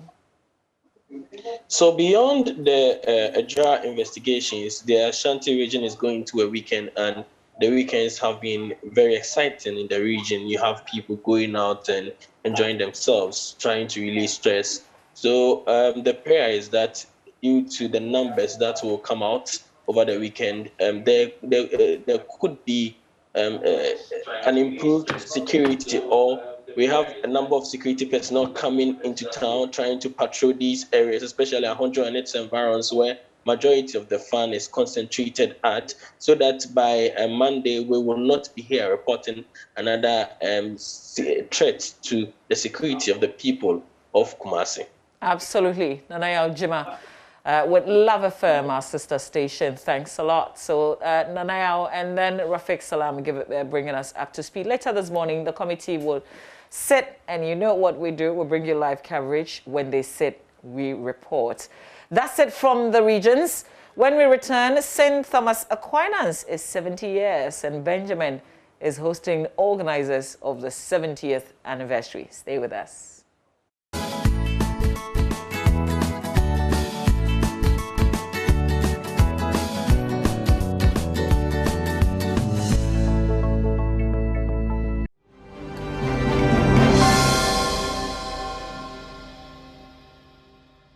Welcome back. We love our old schools, don't we? Our alma maters. And today it is the Old Toms who are in the studio.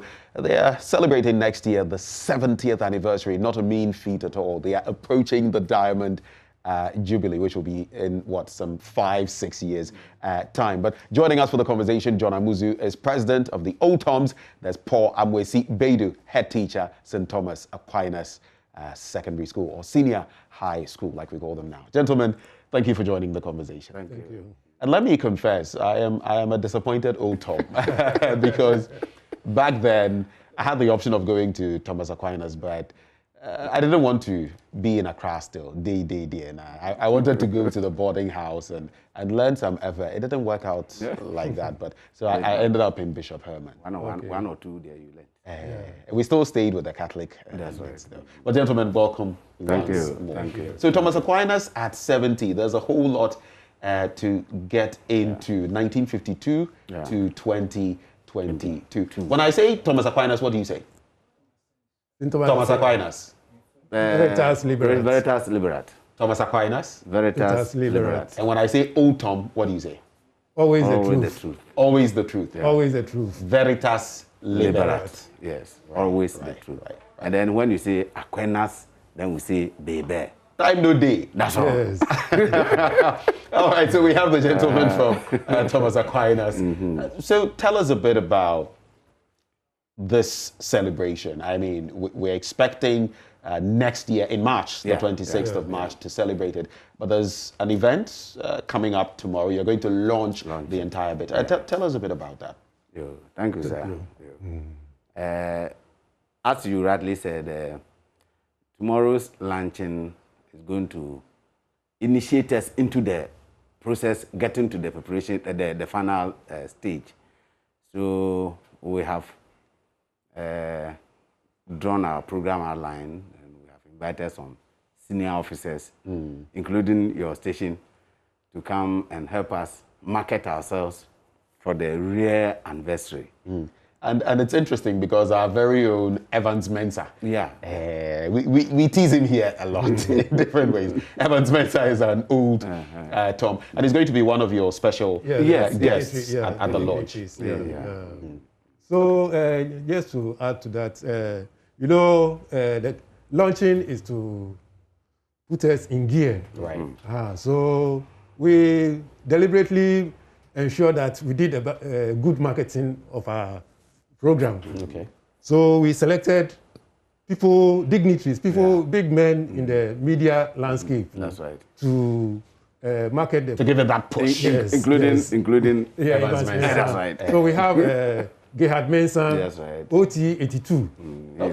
He's going to be the keynote speaker. That's right. Then we have OT70, John Lakai. He's a lawyer, but he's associated with the media. For some time, he was a solicitor for GBC. So he has been in the media landscape over the years. And then we have our own Cecil Obudai Wentum, formerly of Unique FM. He is going to be the MC for the show. Right. So you can see that we are well prepared and trying to gear ourselves towards the climax. You've made the most of the time. Yes. But there's one thing that has exposed Evans Mensah. When I saw his Tom the year, don't mention the year. When I saw the year, I was like, Evans Mensah, pa. We said we finish school, then this guy. But you will go take him to Evans Mensah. After the show, I'll go and look for him and tell him. But there's the theme for the celebration. The vision and philosophy of the founding fathers of St. Thomas Aquinas School, 70 years of quality education. Why this theme? Tell us a bit more about it. Well, 70 years. At 70, you've come so far. And then we need to appreciate the founders because they had a vision. So we want the general public to be aware that it didn't come out of nothing. Right. They had a vision and they had a philosophy. So we want to make it a bit clear to even the students, the young ones, the current ones. Yes, the young ones who have passed through are not aware of why they set up the school. So that is why we have chosen this theme. And over the years, it's for education. So we are looking at what is the outcome of their vision.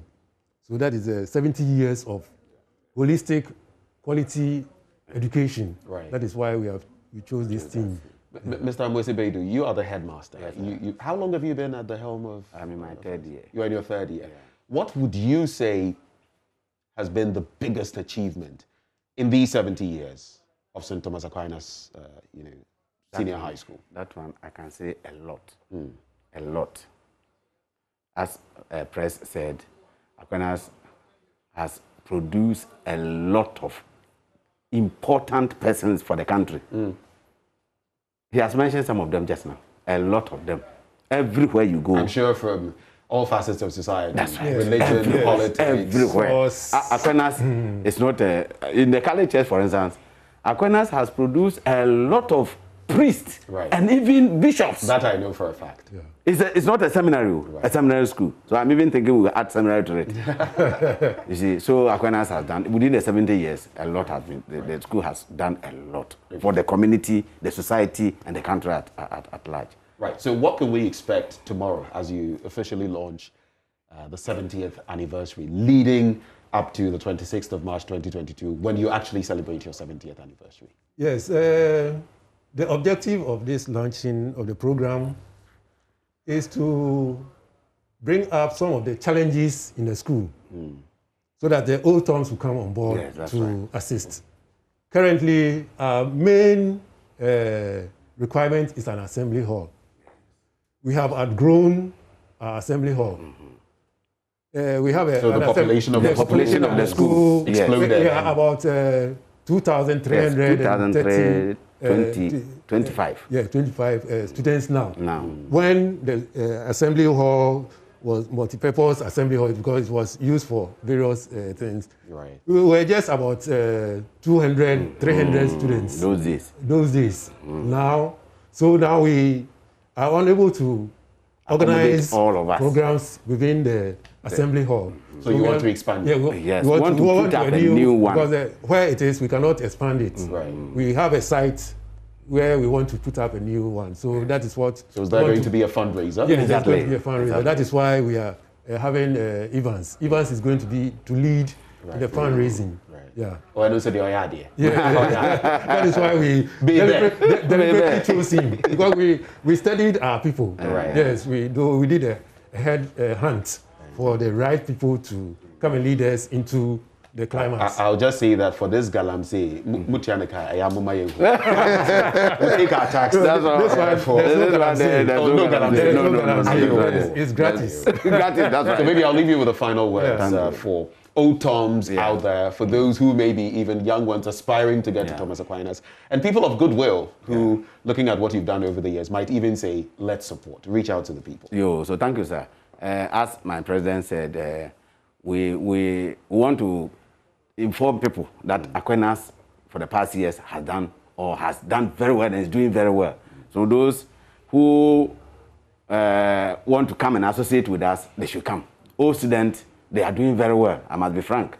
As President said, we have some challenges. They include the assembly hall, which we are going to advertise to people to come and access. Then we also have some few. In fact, the school is a day student. We want to make it a boarding school so that all students who are now far away from the school, those days the school was taking people who are around. Right. So now we want to appeal. So if Aquinas can be made boarding, so that all students who have suffered to bring it up to this level can also bring their awards to the alma mater. If it were boardinized, maybe you could have got me back. You see now, but you didn't get me. Oh no, those days, those days, and the purpose of the founding fathers was to help the community members. But now, some of us, the old students, we are living far away. Look at Accra, the traffic here and there. Right. So if it's a burden, some of them will get the chance of bringing their awards to the school. So these are some of the things we are going to appeal to, or we are appealing to the public to assist us to be able to. And then we will need some few items. We will say it tomorrow when we meet there. St. Thomas Aquinas. Old Toms. Always the truth. Veritas Liberat. All right, gentlemen, thank you so much for coming. And all the best tomorrow and leading to the 26th We are expecting you there tomorrow. 2022. I mean, I'm an affiliate. Bobu are affiliate. They are also celebrating 17 years. Yes. We have invited them. Right. Officially. Yes. We have invited them, Bobu, St. John's, Sekondi, St. Louis, Kumasi, Ofokuware. Yes, they are all celebrating. So we have that joint party. That's right. Thank you, gentlemen, for coming through. And those are the old Toms who have joined us for the conversation this morning. 70th anniversary coming up on the 26th of March, 2022.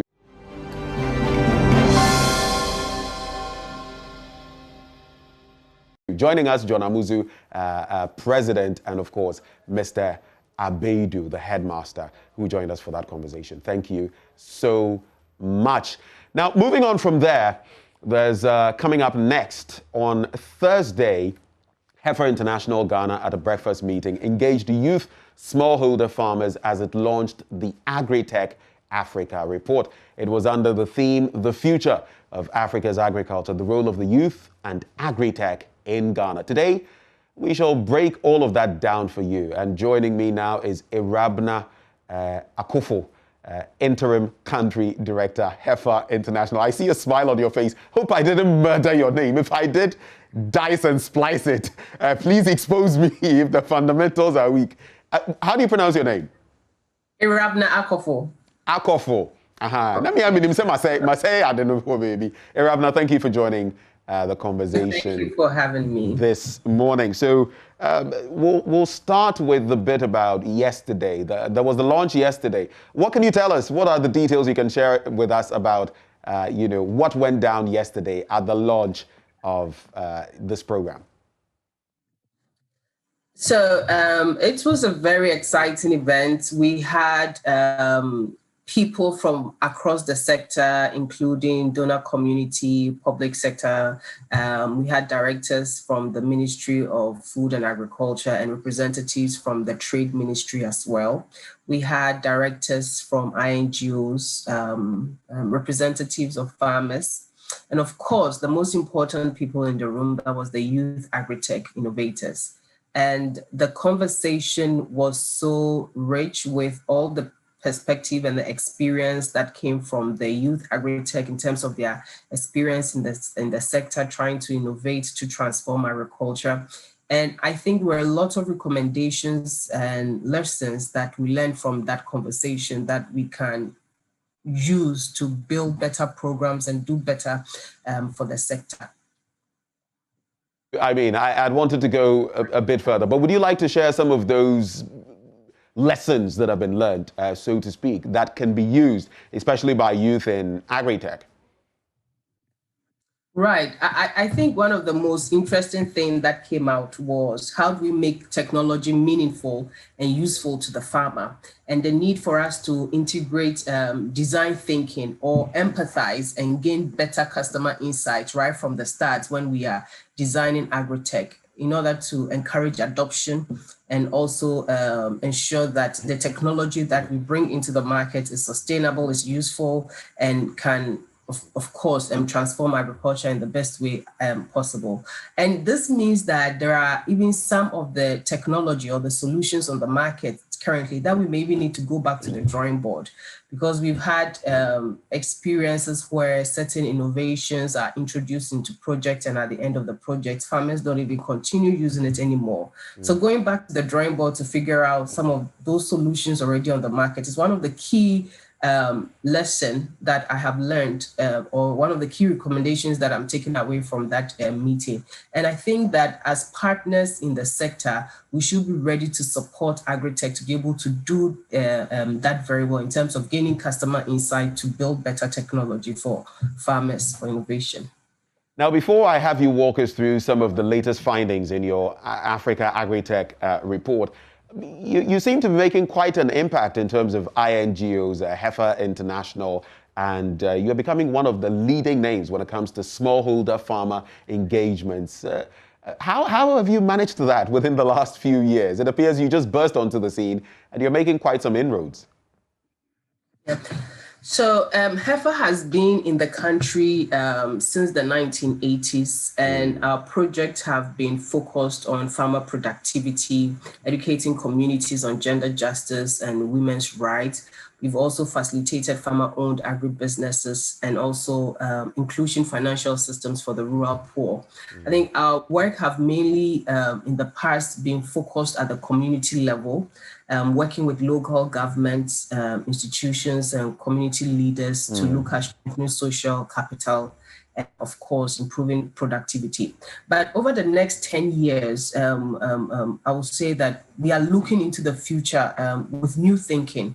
And we want to focus, based on the lessons in the past, over the next 10 years, we are going to focus on accelerating farmers' path to living income through what we call signature programs that are designed to reach scale, permanence of impact, and also partnership in carefully selected pro-poor agricultural value chains, right? And when we talk about scale, we are not only talking about the number of households that we want to reach, but we are looking at systemic changes that enables long-lasting pro-poor wealth generation for smallholder farmers. And for permanence of impact, we are looking at establishing and supporting infrastructure and institutions for rural economy. So, for example, cooperatives, financial inclusion, processing facilities, aggregation centers, marketing channels. And we believe that that is the way to go in terms of ensuring that development solutions that we bring to the country to add value to what government is doing will be sustainable and will achieve the lasting results that we want to see. Okay, now you're talking about those results. Let's talk about your latest Agritech report. What does it reveal on the continent of Africa, and to localize it further, especially here in Ghana? What are the salient takeaways? Right. So we went to this research motivated by three key things. The first is that, smallholder farmers currently need help to leverage technology to unleash the potential in the agricultural sector, right? Secondly, we know that agriculture is not attractive for the young youth or for young Africans or Ghanaians who, interestingly, are the early adapters of technology. And the third thing that motivated us into the research is the fact that the average smallholder farmer today is about 55 years, raising the question about who will be feeding us by 2030. Because they are aging. So this research was for us to be able to figure out what is needed to attract and retain the youth in the sector and to unlock the potential for agricultural transformation. And a total of about 30,000 youth were surveyed across 11 countries, with Ghana contributing about 9% of that, which translates to 2,678 youth, right? And one of the interesting findings from this was that Ghana was among the 3 countries that had the least percentage of youth engaged in agriculture. We had 36% of our youth engaged in agriculture. And if you think about it, in Ghana, agriculture is the largest employer. And you look at it, among the youth is probably the least employer among the youth, with only 36% of them engaged. And also in the same research, we found out that one of the factors that is preventing the youth in engaging in agriculture is poor access to farming. In fact, among the 11 countries, Ghana had most of its youth lacking access to land. So we had 75% of our youth reporting that they lack access to land, and that has discouraged them from going into farming. Right. Now, it was interesting also to know that even among the youth that are farming, we had only 12% who are actually using technology in any way, right? So even adoption of tech also among the youth is significantly low. So that's an interesting finding that we need to go deeper and figure out why is it so. Maybe technology is too expensive in Ghana. No, you go ahead. Wrap on that point. Right. So I just wanted to add that the organizations, we also spoke to Agritech, youth Agritech innovators, and for them, they suggested that the best way that we can be engaging the youth in agriculture is through technological innovation. But we need to figure out how to do it right to make it attractive to them, and also expand government support for youth farmers, and then also, of course, inclusion of youth in policy. So as we wrap this conversation, I want you to also address, now that you've identified, for example, in Ghana, how difficult it is for 80+% of them to access land and all of that. What are the plans of Heifer International to make farming more attractive to the youth in terms of getting into it and also harnessing technology? What is the plan? What is the way forward? Yeah, I think that so much is already being done. Right, currently, so much has been done. And so it's not something that we are coming to start from the scratch. I think it's about figuring out the right partnerships with governments and understanding what government is doing and how we can add value to what government is doing. We also have other INGOs or partners, private sector, who are already doing something in that space. So our role is to come in and add value to what is currently going on and make sure that we are not starting from the scratch or we are not repeating something that has been done, but then figure out what is current gap that we have, in the midst of all the challenge. What is the current gap and how can we fill in that gap so that we can leverage on each other and collaborate, to address the solution, to address the problem. Sorry. So apart from that, you've launched this latest, program when it comes to Heifer International. What can we expect moving forward? So in the next few, maybe couple of weeks, few months, one of the things that we'll be launching is the Agritech competition, which is actually focused on bringing, getting the youth to apply. It's a competition actually to get youth innovators to demonstrate some innovation and technology that they have already developed or are developing. I'm trying to support the youth that are in this space to make sure that they get the support to be able to, those that are doing well, to support the market, those that are in the design stage, to support them and give them the training and the mentorship to also move from design concept to market. And that competition and initiative. Right. Hey, Rabana, thank you so much for engaging us this morning. I just lost the last end of what you said. If you could just repeat that. Sorry about that. Right. Can you hear me now? Yes, I can. Loud and clear. All right. So I was talking about our Envisioning Africa Agriculture 2030, which is an agribusiness innovation competition, right, designed to catalyze ground-up innovation from young Africans who would otherwise not innovate in agricultural sector at all. So what we are seeking to do under that program, which will be launched in September of this year, what we are seeking to do is to foster the creation of social businesses that addresses challenges faced by smallholder farmers in Ghana. And this competition is going to take place across all the 11 countries that the study actually focused on. Great stuff. Irabana, thank you so much for engaging us this morning, and we wish you the very best, Irabana Akofo. We'll be keeping tabs on that. All right, so that is it. Heifer International leading the way when it comes to Agritech. We'll bring you showbiz later on the last leg of the show, but coming up next, it's all about, yours truly. I'm going to be repping Kumasi Asante Kotoko Krobia. You know how we do it.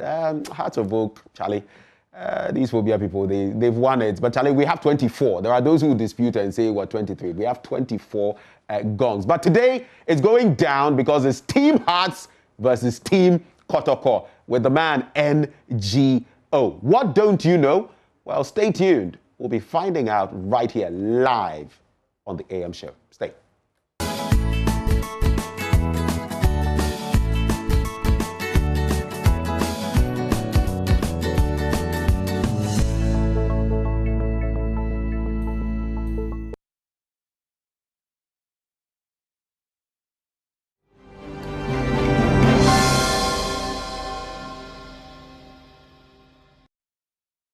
Wake up at 2 a.m. only to go back to sleep and scream, hey! Broken heart. Broken heart! This is the end. Passport. We are going to the US after this show. But this is not me. Somebody will travel you on it. Okay, me do with you do wusu watrante. SMB block straight up up society. Fiti program school. Na me bugi dance record check up. Who to me take. Okay, hwe me no me de keke. What the ka hu be da be hwe. You we do kete me de be che yape. Me de manu be di watam me de me be di wuda me de na ba sha wo yam. Say we de me de fele me de ge be ka be kwada de se de be kada de fe de be. Well, ladies and gentlemen, you're welcome to the AM show, and this is a special edition of What Don't You Know? My name is Nana Jesse, also you can call me NGO. And this morning we have two contestants, Mama V and Ben. Mama V has been here before, Mama V has won before, but Ben is here to try his might on this show.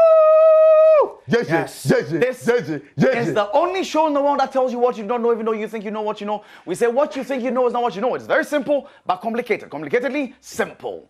So Ben today is representing Kumasi Asante Kotoko.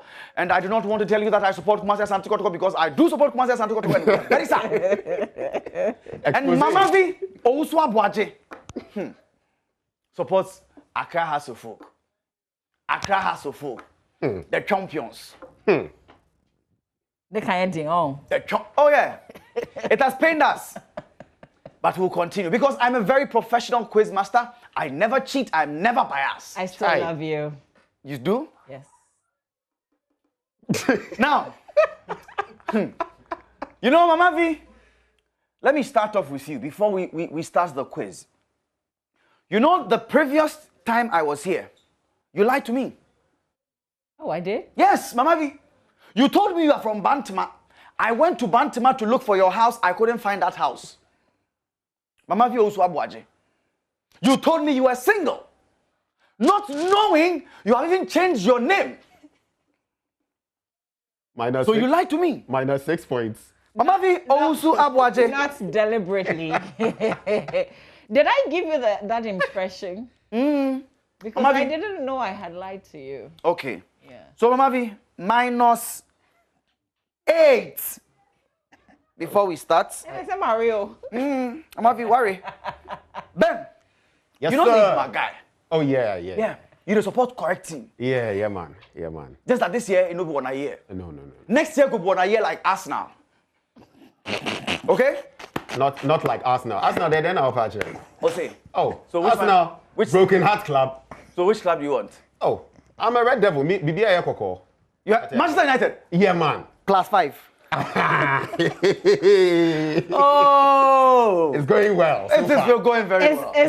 Is this what people should expect of the new season? Are you so biased that you cheat on girls? Am I being biased right now? I am not. You're on record. You are accusing me of bias. You're on record. -2. Mama V. So far, -10. Yeah. For the record. How did love turn so sour? Like there's a thin line between love and hate. You have crossed it. Yeah, man. You are on the other side. I like this guy. I like this guy. So, I'm going to start off with you, Mama V Osu Abwaje. And this time I'll ask you any question at all. Mama V, continue the lyrics of the song. I'm ready. You lied to me. You continue. You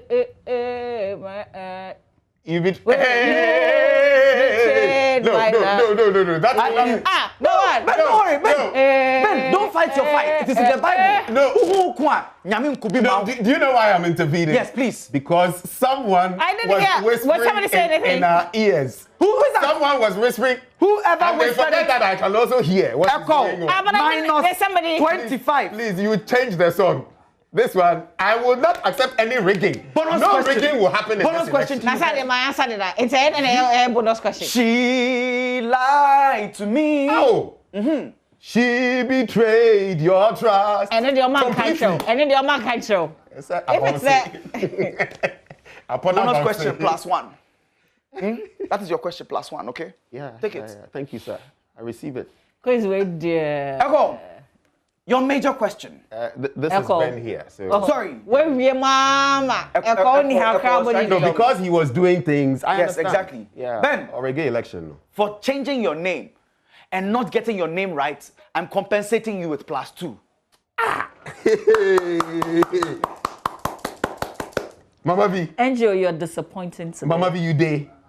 You see, this world, agrono, if you are playing the agro or the play and it is not going for you, you say that the play is not nice. That is the thing. Today that is not going well for you, you are saying, I am disappointing. The first time was going well for you, you said, oh, you are the best quiz master. Oh, you do good. Oh my God, I love you. So you're doing this because you're broken-hearted? Yes. Oh, okay. Yes, it's all because of broken heart. That's okay. Broken heart can make you wake up at 2 a.m. and Ben, that is your question, and say what? 2 a.m. What do you say? Yeah, Ben, Wake up at 2 a.m. and say what? Okay, you repeat the question. When you wake up at 2 a.m., what will you say? What do you say when you wake up at 2 a.m.? I'm broken-hearted.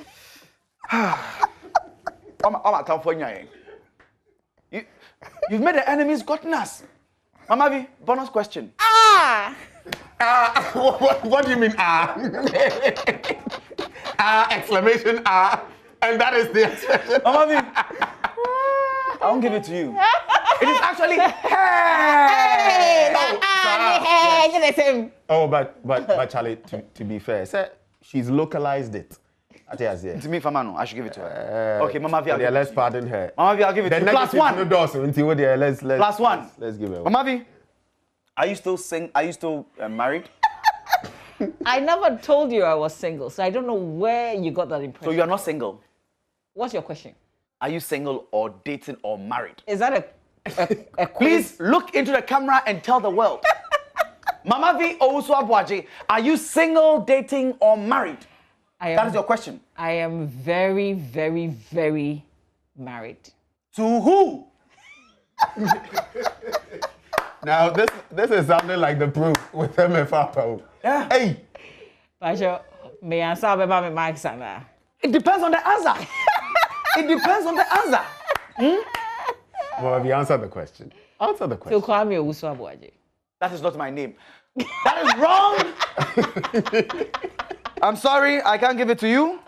That's okay, it's not painful. Ben, this is yours. Yes, sir. Continue the lyrics of this song. Charlie. Phobia. Woo. Phobia. Masters. The best.